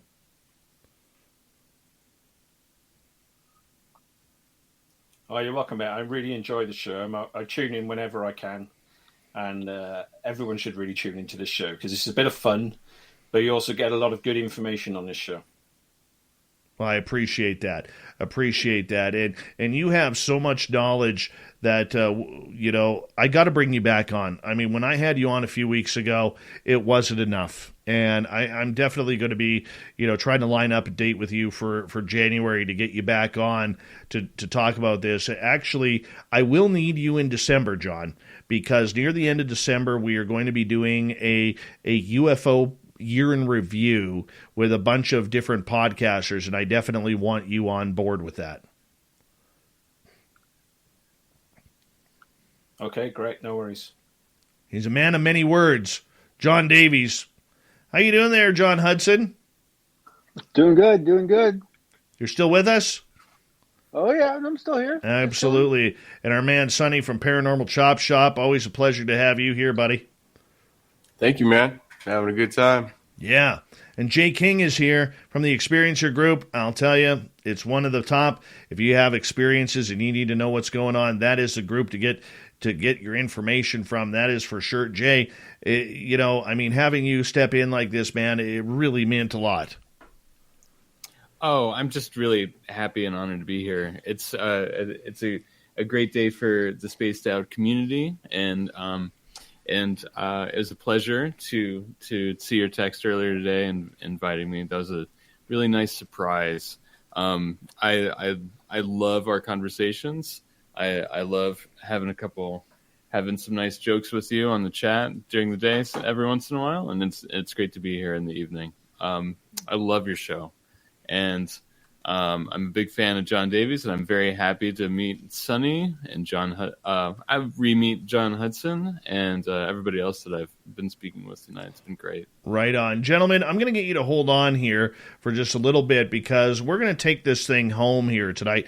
7 years we have been broadcasting Spaced Out Radio, and it is just as fun today as it was 7 years ago. Sure, I'm a little older. I'm a little grayer. My eyes are a little weaker, but I'll tell you, it is still a lot of fun sharing the night with each and every one of you out there in Radio Land. And it is something that is very special to me. It is special to my family. It is special to absolutely everyone involved with Spaced Out Radio. I want to say a big thank you to our team, Mr. Ron Bumblefoot Thal, for our great music, Spooky and Gail and Lynn and Willie and John and Bree and Jennifer and, so many other people who have come on in and helped us out. Dirty Filth as well with his amazing art, and it cracks me up all the time. You need a team behind you. Vincent, who does all of our videos, you need a good team behind you in order to be able to put this show on a nightly basis. I could never do it without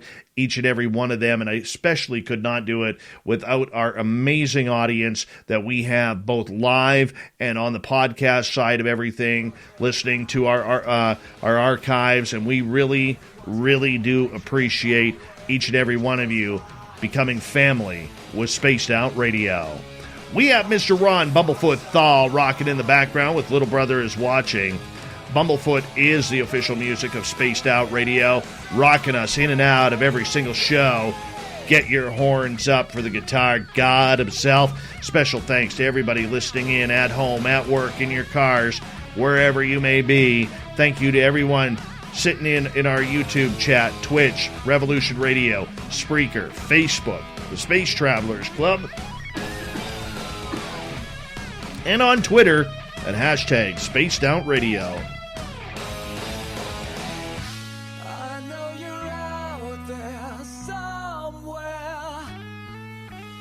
Remember, this show is copyright by Spaced Out Radio and SOR Media Ventures Limited. Thank you so much for choosing to share your evening with us, because together, my friends, we own the night. Mr. Bumblefoot, we need a favor. We need you to take us home.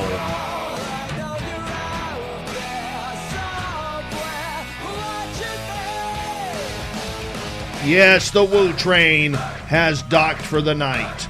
But soon, my friends, we shall ride again. Your seats are always available. Your tickets never expire. And if you want to bring a friend, we've got room for them too, as the train starts to roll on year number 8 of the mighty SOR. Good night.